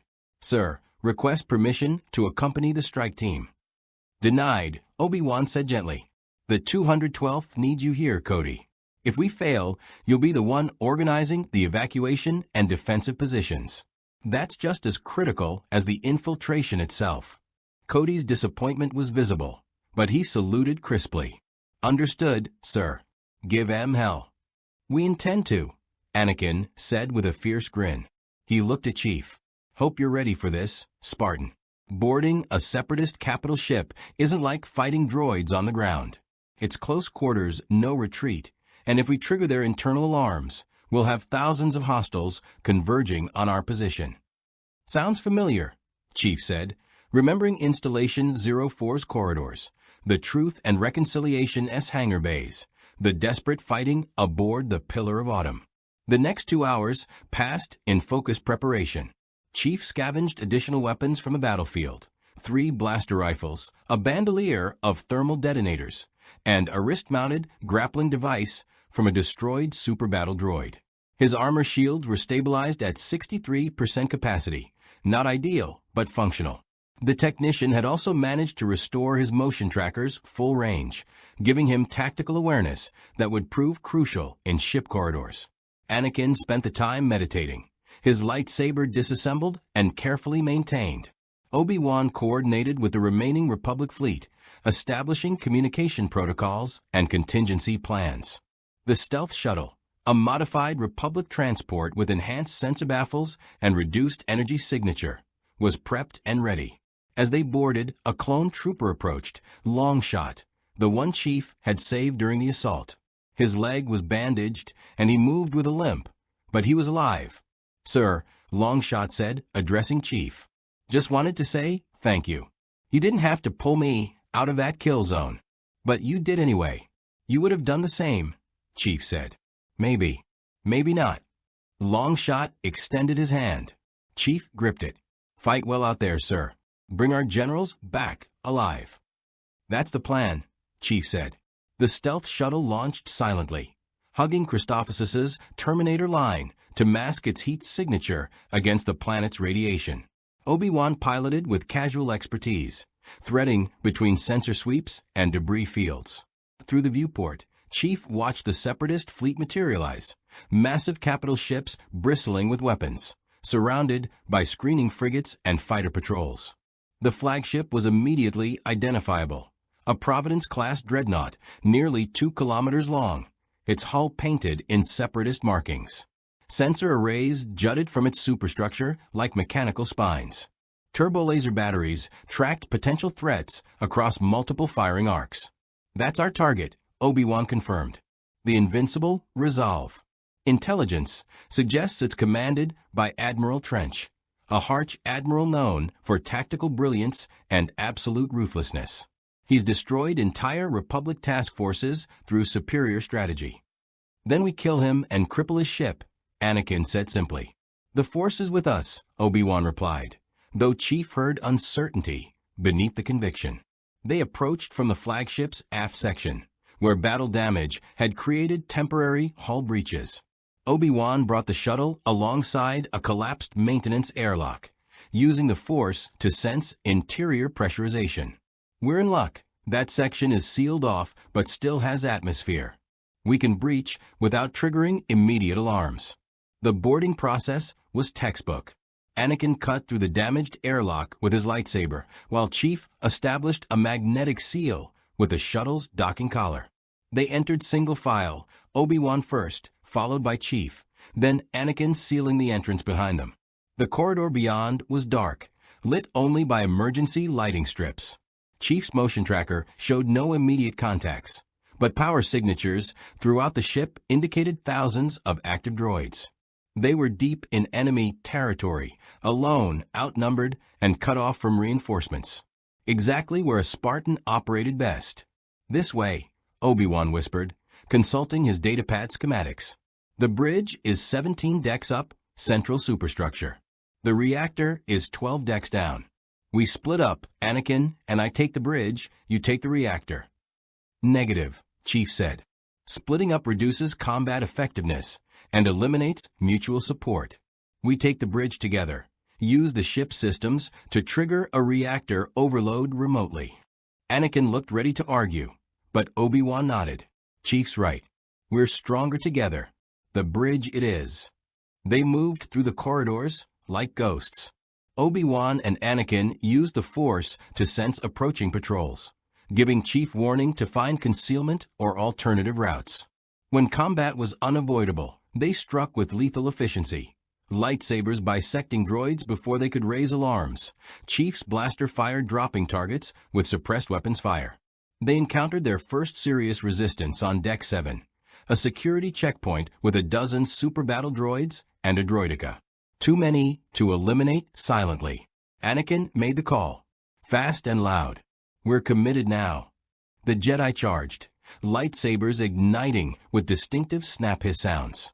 Chief provided covering fire, his blaster rifle tracking targets with mechanical precision. The battle lasted 30 seconds, droids destroyed, checkpoint secured, but alarms began blaring throughout the ship. "So much for stealth," Anakin muttered. "Doesn't matter," Chief said, reloading. "We're close enough to the bridge. Forward momentum is the only tactic now." They ran through corridors as blast doors began slamming shut, sealing sections. Obi-Wan used the Force to hold doors open. Anakin deflected incoming fire, and Chief's shields absorbed hits they couldn't avoid. His shield integrity dropped steadily, 50%, 40, 35. They reached the bridge access corridor to find it defended by 20 super battle droids, 3 droidekas, and, standing at the center, a towering figure Chief hadn't seen before. 4 arms, each holding a lightsaber. Cybernetic body covered in armor plating. Optical sensors that burned with cold intelligence. General Grievous. The cyborg general's vocabulator rasped with mechanical menace. "Kenobi. Skywalker. And something new. Excellent. I shall add your weapons to my collection." Grievous ignited all 4 lightsabers simultaneously and charged. General Grievous moved with terrifying speed for something so large. 4 lightsabers became a whirlwind of plasma, each blade controlled independently, creating attack patterns that defied human coordination. Obi-Wan and Anakin met him head-on, their own lightsabers working in desperate defense as the cyborg general pressed his numerical advantage. Chief didn't have time to appreciate the tactical nightmare. The super battle droids and droidekas were advancing, blaster fire filling the corridor with lethal energy.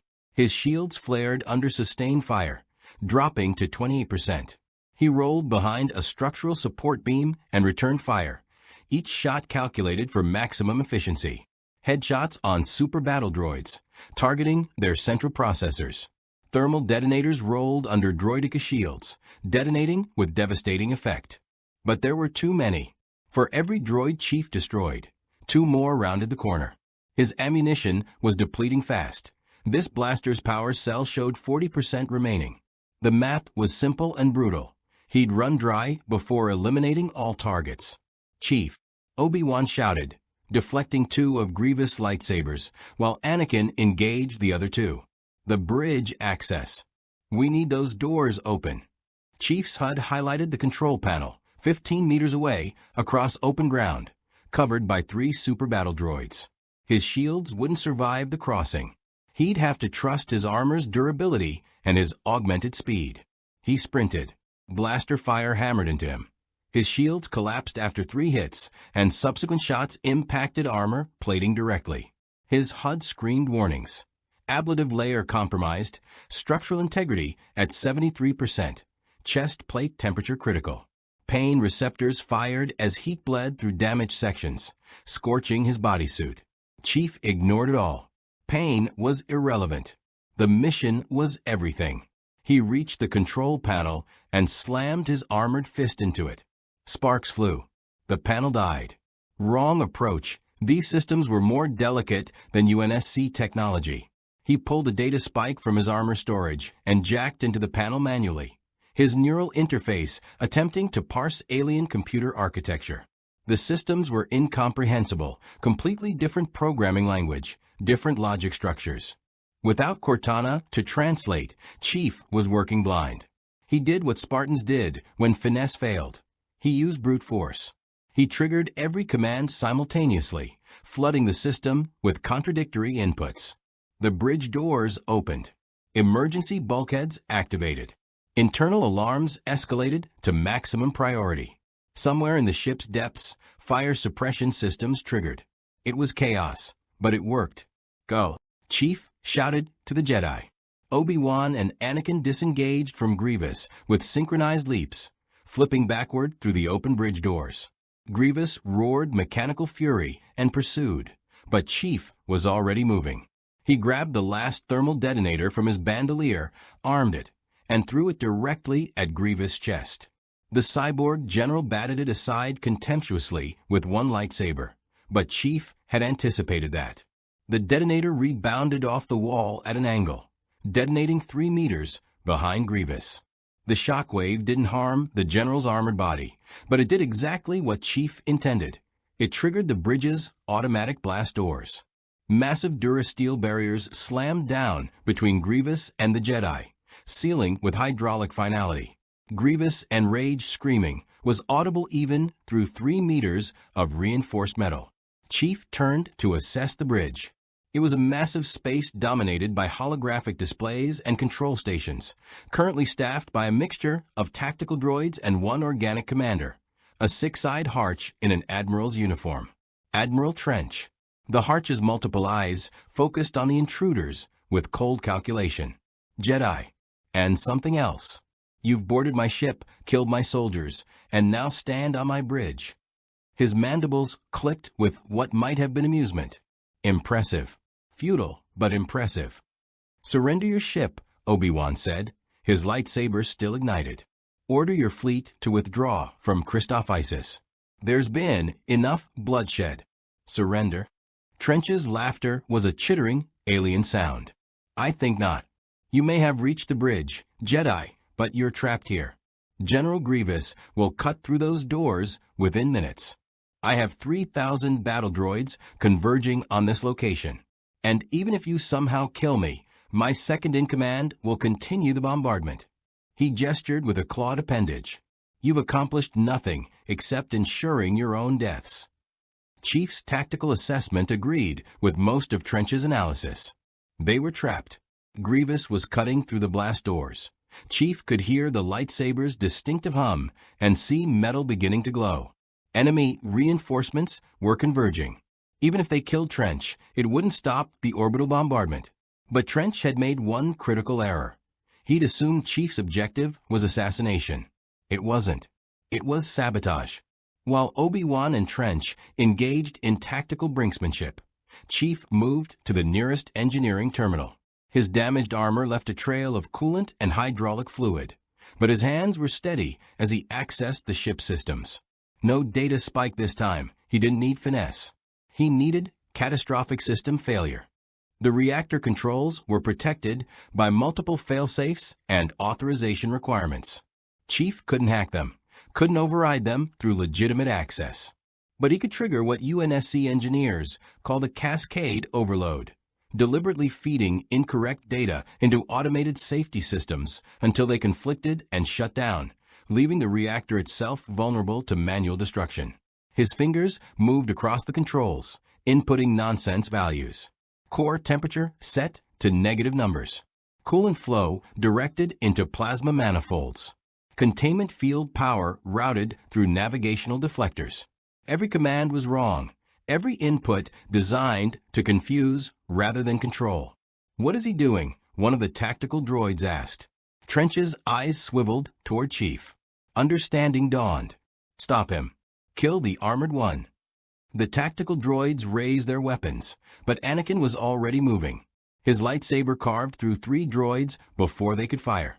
Obi-Wan engaged the others, creating a defensive perimeter around Chief. But more droids were entering the bridge, and Grievous was nearly through the blast doors. Chief worked faster. The reactor's automated systems were collapsing under the weight of contradictory commands. Failsafes engaged, then disengaged. Warning klaxons blared throughout the ship.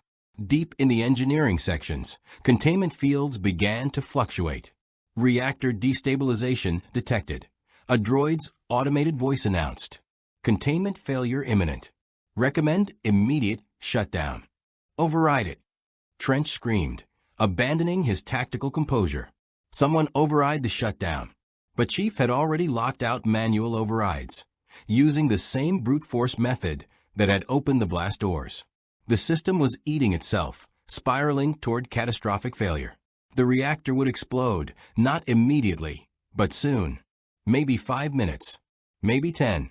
"Time to leave," Chief said, backing toward the Jedi. "Agreed," Obi-Wan said. He looked at Trench. "Evacuate your crew, Admiral. You have approximately 8 minutes before this ship tears itself apart."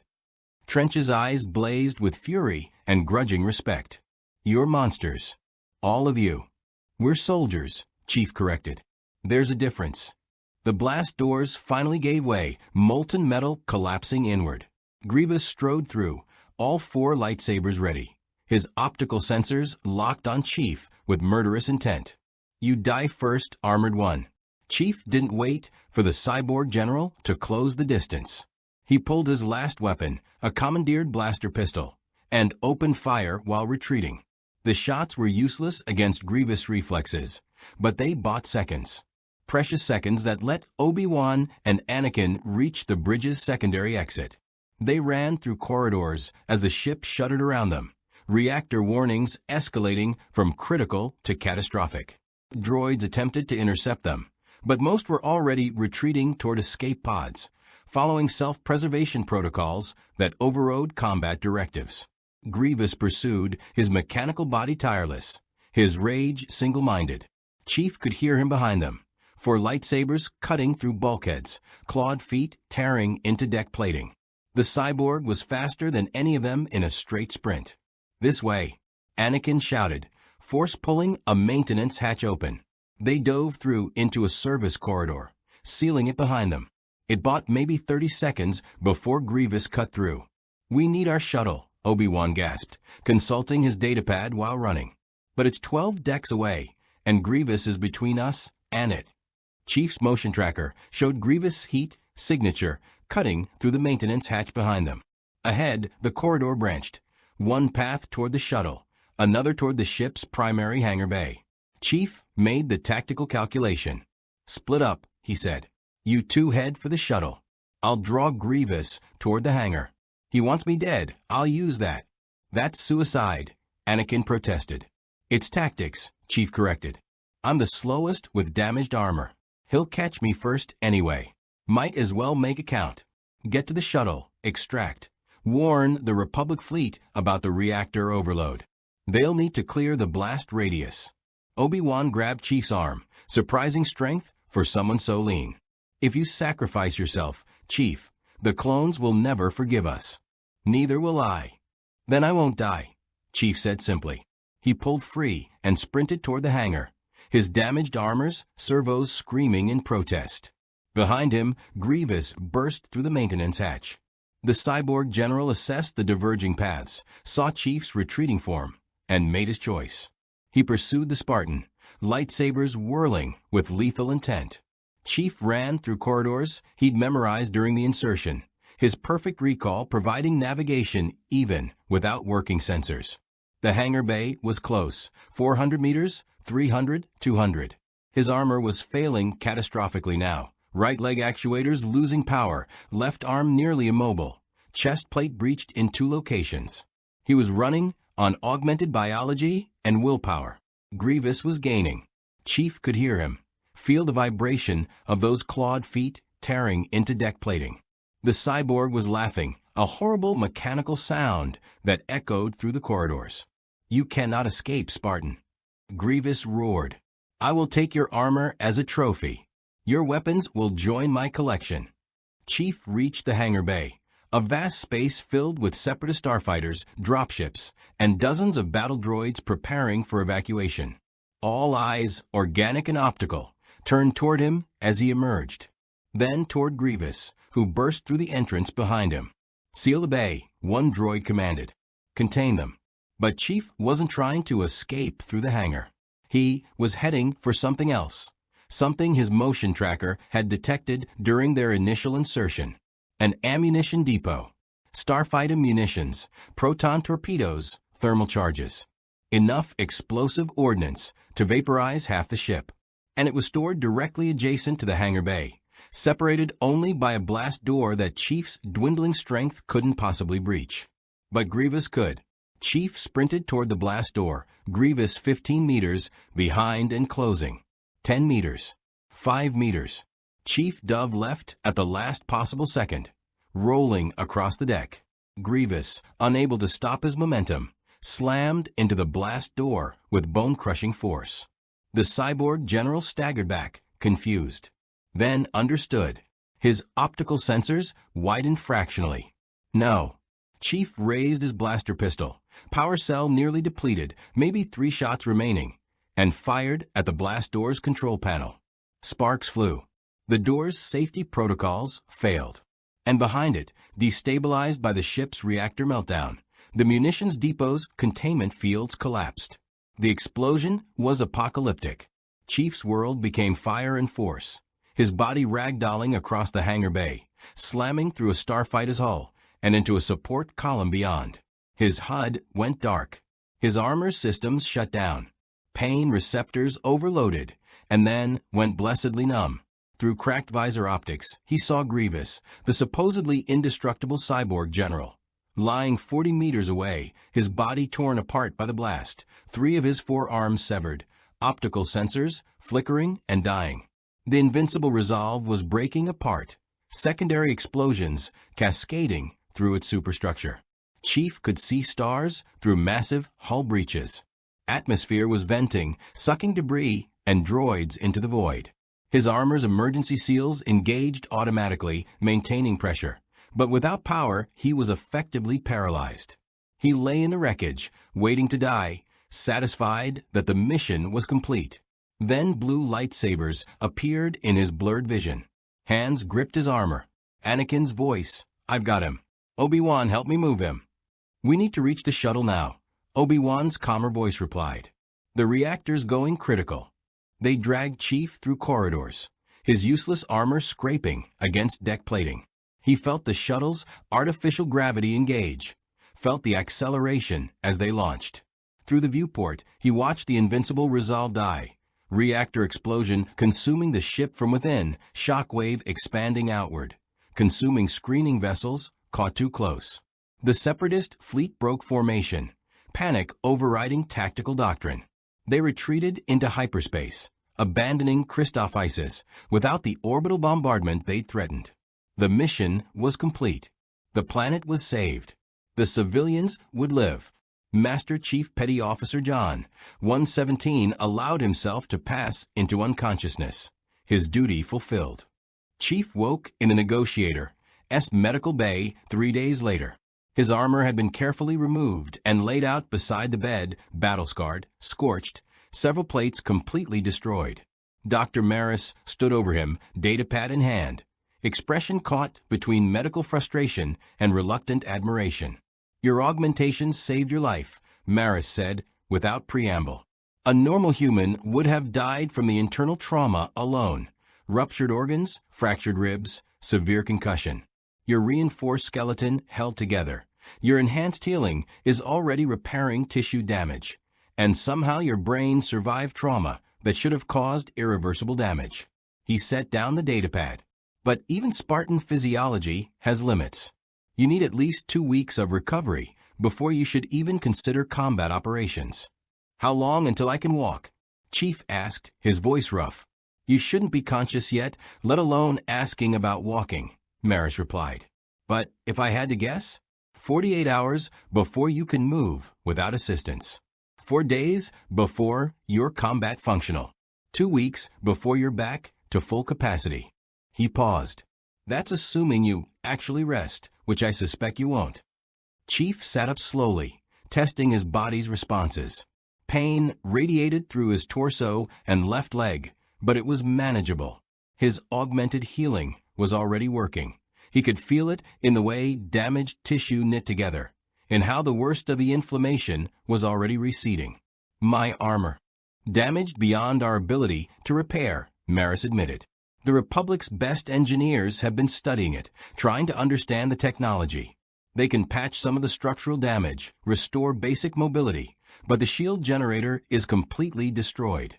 The power cells are depleted, and several of the neural interface systems are irreparable without specialized equipment we simply don't have." He met Chief's eyes. "You're going to be fighting without shields, Chief. Without full armor support. You'll be vulnerable in ways you haven't been since before you became a Spartan." The tactical implications settled over Chief like a weight. The Mjolnir armor had been his advantage in this galaxy, the edge that let him survive against Force users and overwhelming numbers. Without it, he was just augmented biology and training. Still formidable, but not invincible. "Understood," Chief said. The door opened, and Obi-Wan entered with Commander Cody. The Jedi looked tired but pleased. Cody's expression was harder to read, professional respect mixed with something that might have been concern. "You're awake," Obi-Wan said. "Dr. Maris said it might be another day before you regained consciousness. I should have known better than to doubt Spartan resilience." "Report," Chief said, falling back on military protocol. "The Separatist fleet retreated from Christoph Isis," Obi-Wan replied. "Without the invincible resolve and Admiral Trench, they lost their strategic coordination. The ground forces have been mopped up, and Republic relief supplies are already arriving. You saved thousands of lives, Chief, military and civilian." He paused. "General Grievous survived, though badly damaged. Intelligence suggests he's undergoing extensive repairs on Utapau. You managed to hurt him more than most Jedi have. He'll remember that," Cody added. "Grievous doesn't forget enemies who wound his pride. You're on his personal kill list now." "That's not new," Chief said. In his galaxy, he'd been on the Covenant's most wanted list for years. Being hunted was nothing new. Obi-Wan pulled up a chair and sat, his expression growing more serious. "The Jedi Council has been informed about your presence. They are divided. Some see you as a valuable asset, a warrior of exceptional skill who's proven his willingness to fight for the Republic. Others view you as an unpredictable element, someone whose loyalties remain uncertain and whose capabilities could become a threat." He met Chief's gaze. "Master Windu, in particular, has concerns. He's requesting you appear before the Council on Coruscant for formal evaluation." "Evaluation," Chief repeated flatly. "You mean interrogation." "Assessment," Obi-Wan corrected gently. "The Council needs to understand what you are, where you came from, and what your intentions are." They're responsible for the Republic's security, and you represent an unknown factor in a galaxy already destabilized by war. Chief understood the logic.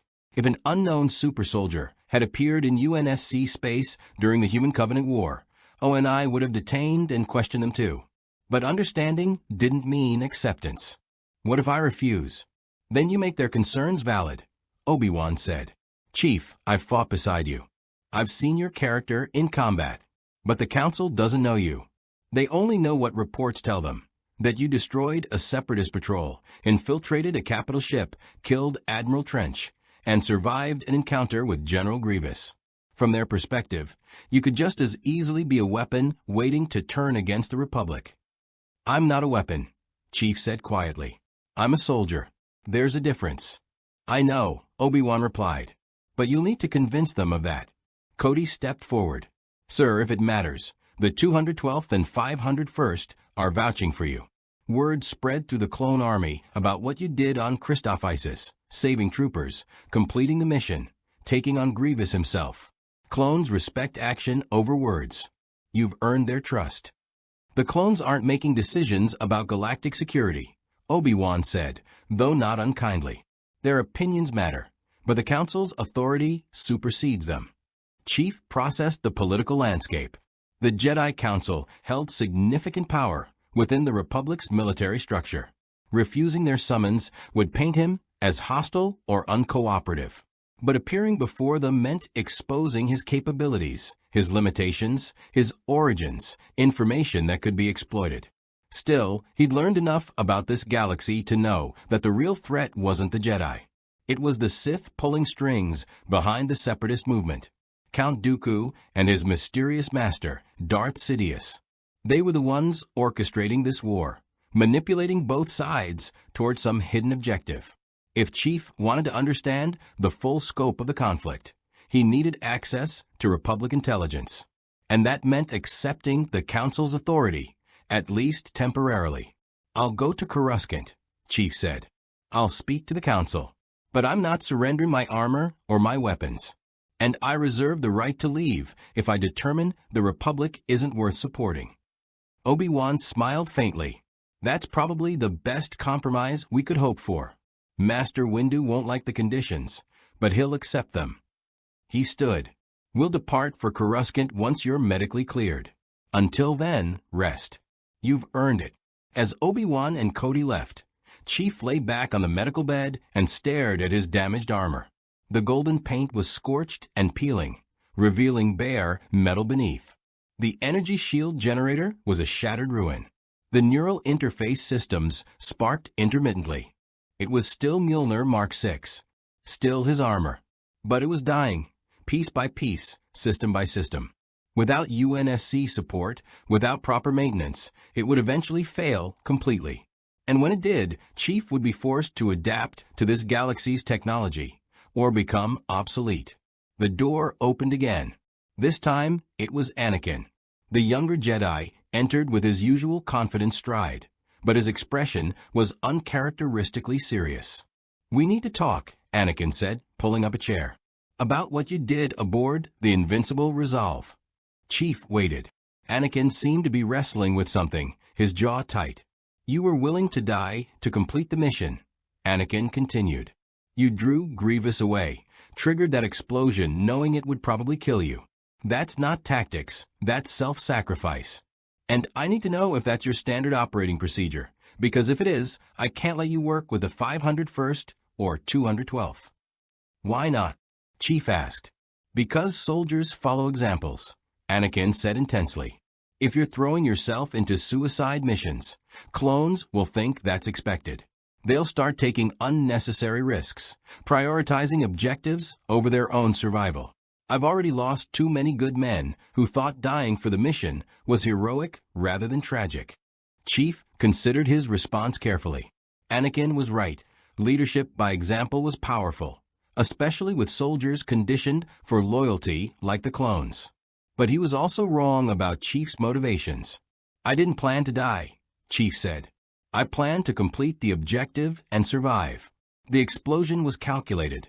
I positioned myself to maximize Grievous exposure while minimizing my own. The ammunition depot's location, the blast door's structural integrity, my armor's durability. I factored all of it. It was a risk, but not suicide. You were barely alive when we found you, Anakin countered. But I was alive, Chief said.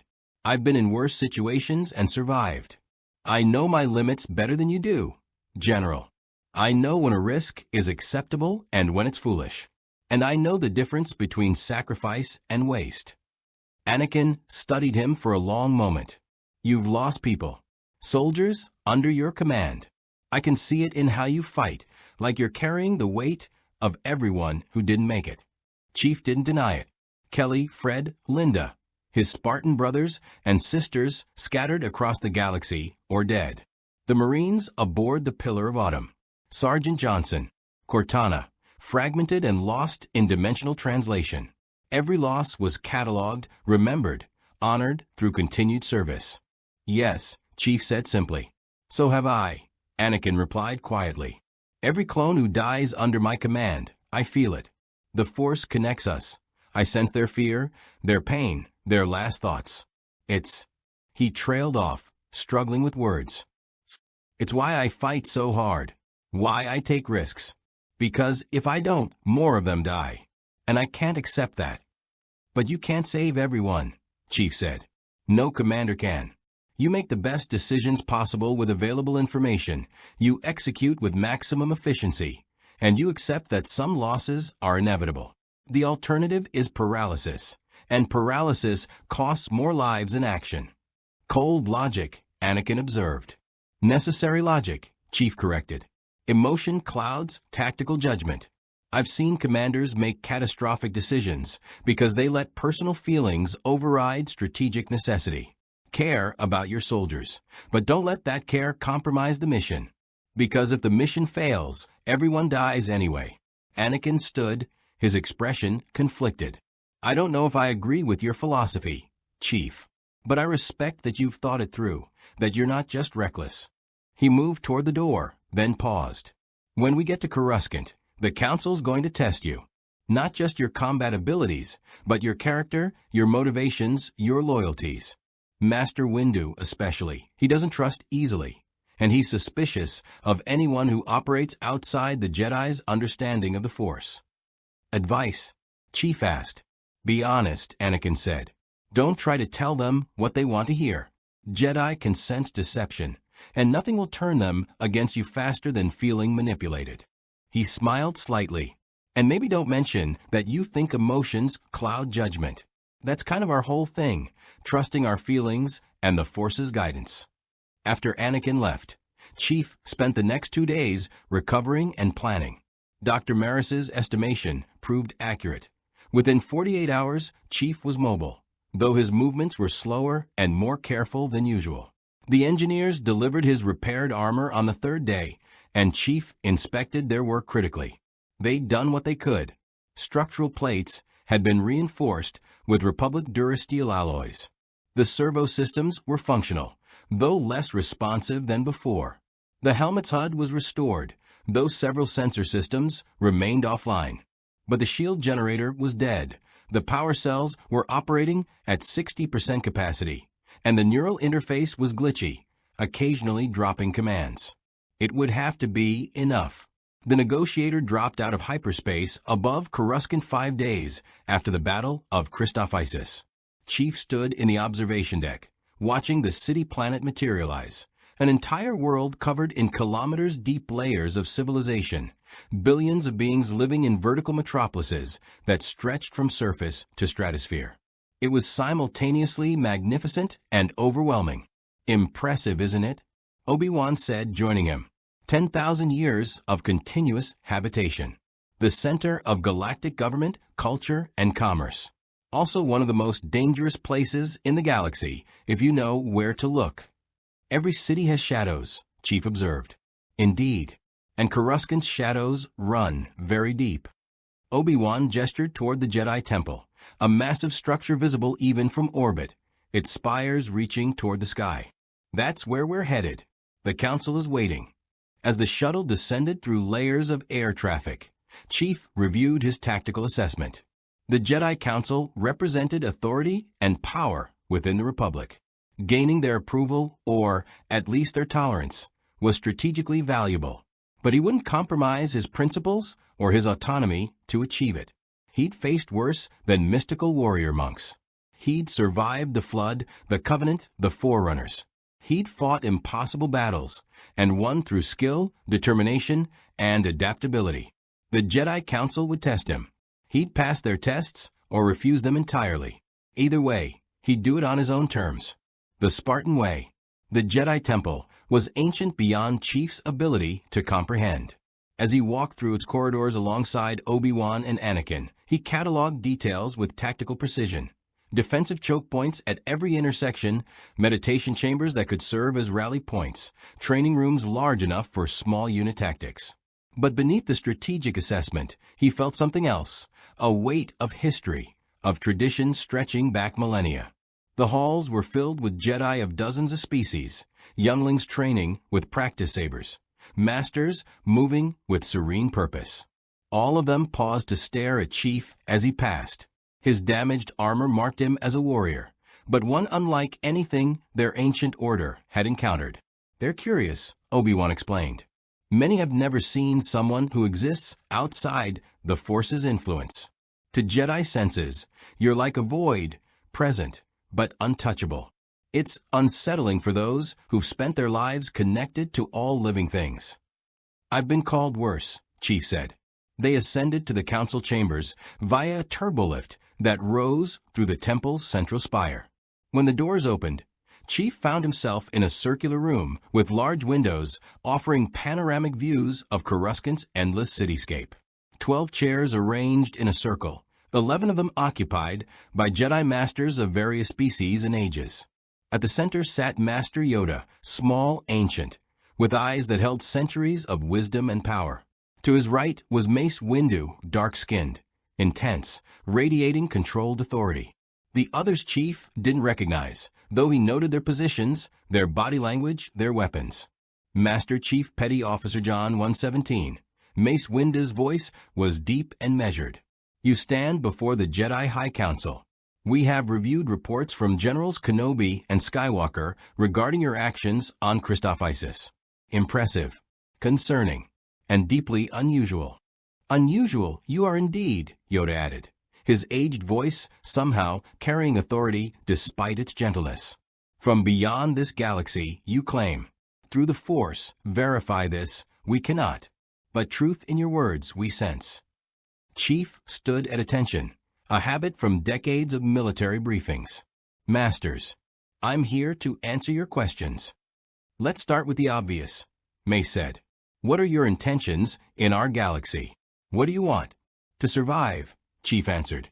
To understand the conflict consuming this galaxy.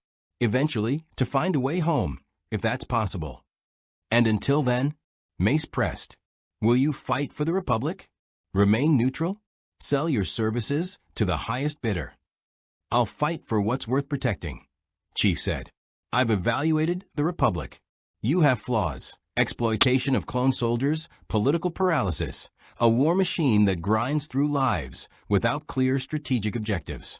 But you also protect civilians, value individual rights, and fight against tyranny. That makes you worth defending, at least until something better reveals itself. Several council members shifted uncomfortably. Obi-Wan had warned him that the Jedi didn't appreciate blunt criticism, but Chief saw no benefit in false flattery. A Togruta female, Master Shakti, spoke up. The clones are not exploited.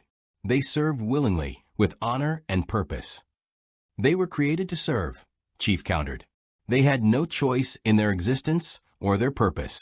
Where I come from, that's called slavery, regardless of how honorable the servitude appears.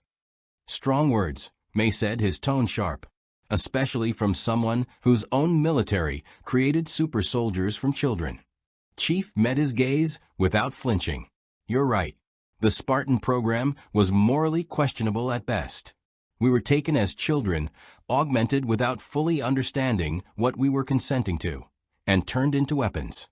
The difference is that I acknowledge that wrong. I live with it.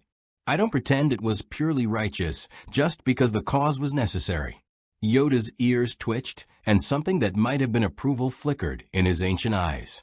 Self-aware you are. Honest about your past. Rare, this is among warriors.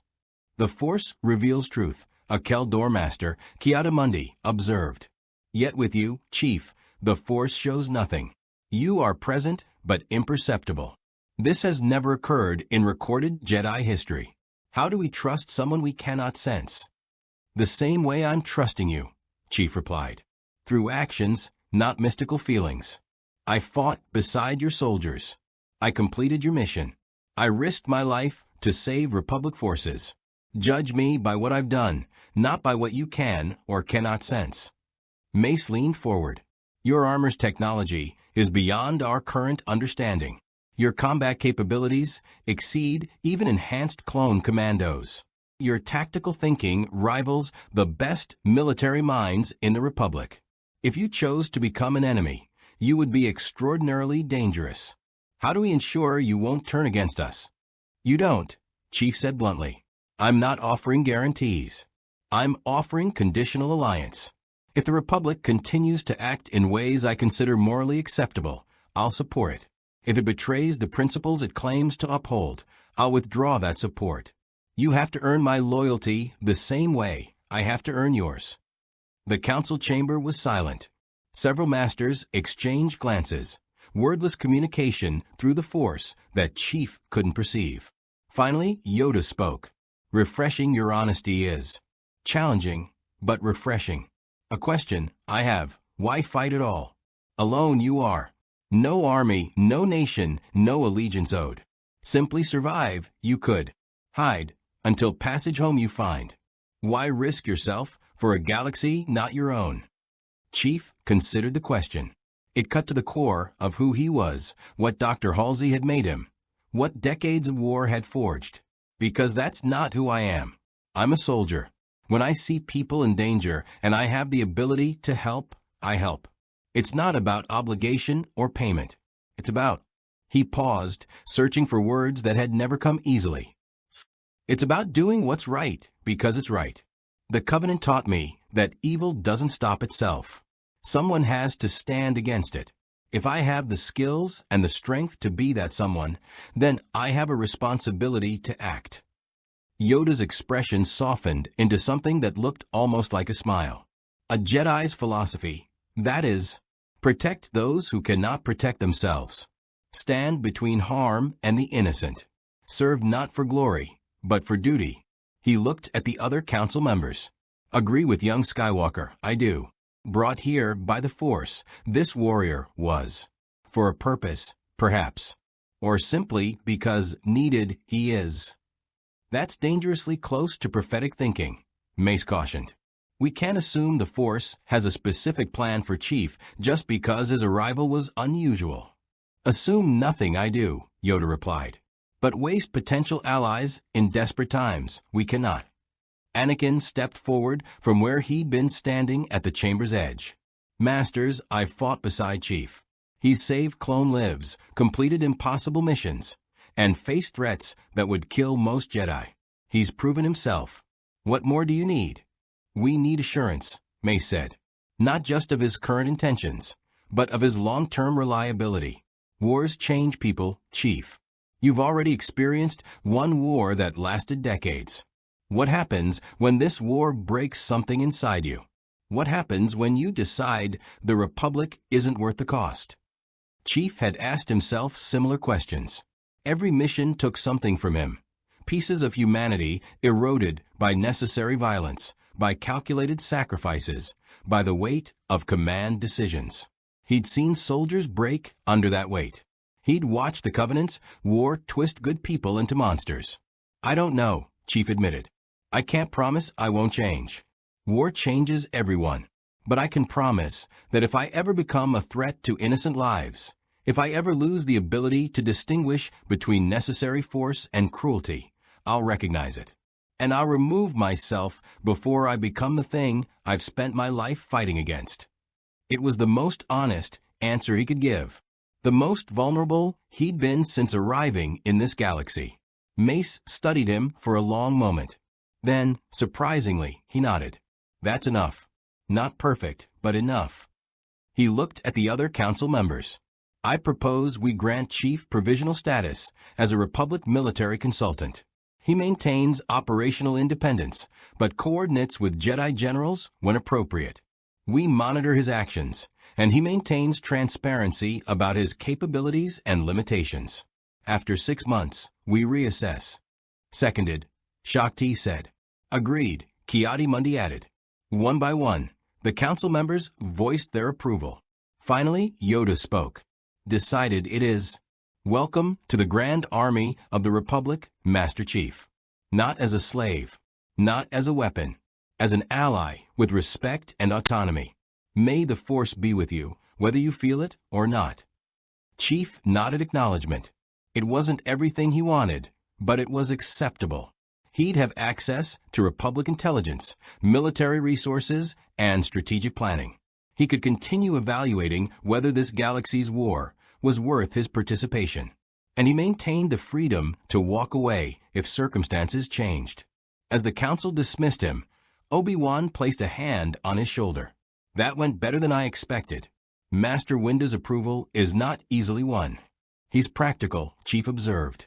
Recognizes that ideology matters less than results. Perhaps. Or perhaps he sees in you what the rest of us see. Someone who fights for the right reasons, even if your methods are unconventional. Obi-Wan smiled. Come, let me show you your quarters.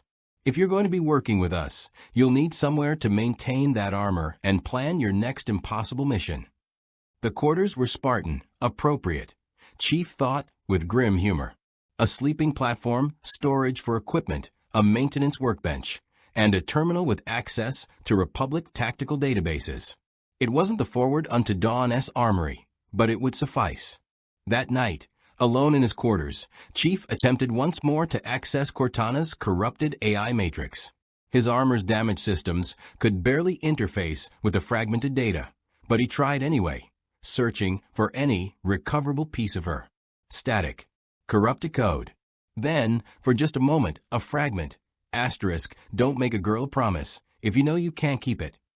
Asterisk.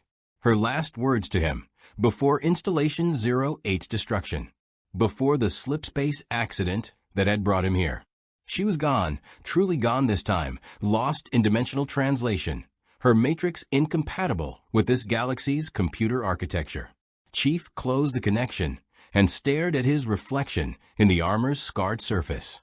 He looked the same, gold visor, battle-worn plates, the stance of a soldier who'd fought for too long. But he was changed, isolated, cut off from everything he'd known.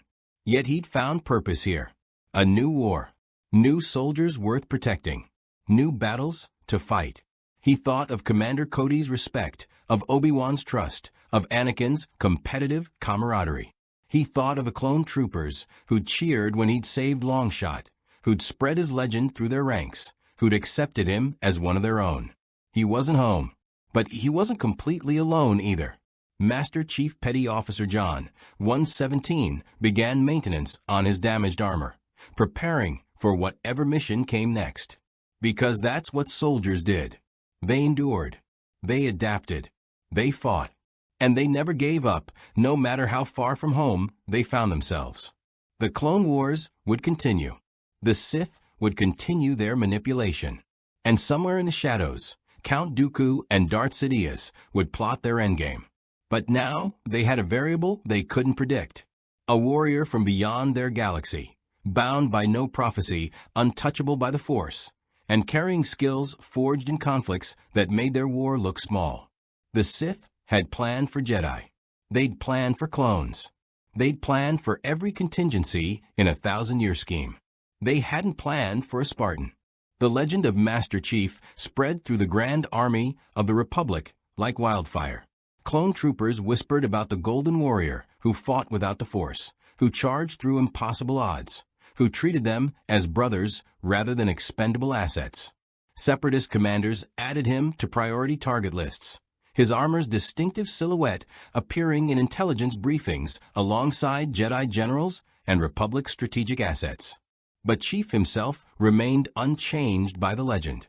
He continued to fight mission by mission, battle by battle. He learned to wield lightsabers, not with Force-enhanced grace, but with Spartan efficiency and augmented reflexes. He adapted Republic technology to his needs, compensating for his failing Mjolnir systems with ingenuity and tactical brilliance. He never forgot his home galaxy, never stopped searching for a way back. But he also recognized that the Force, or fate, or random chance, had placed him exactly where he needed to be. In a galaxy at war, drowning in manufactured soldiers and ancient prophecies, perhaps what was needed most was someone who fought not because destiny demanded it, but because it was right. The Jedi had their Force. The Sith had their dark power. The Republic had its clone army.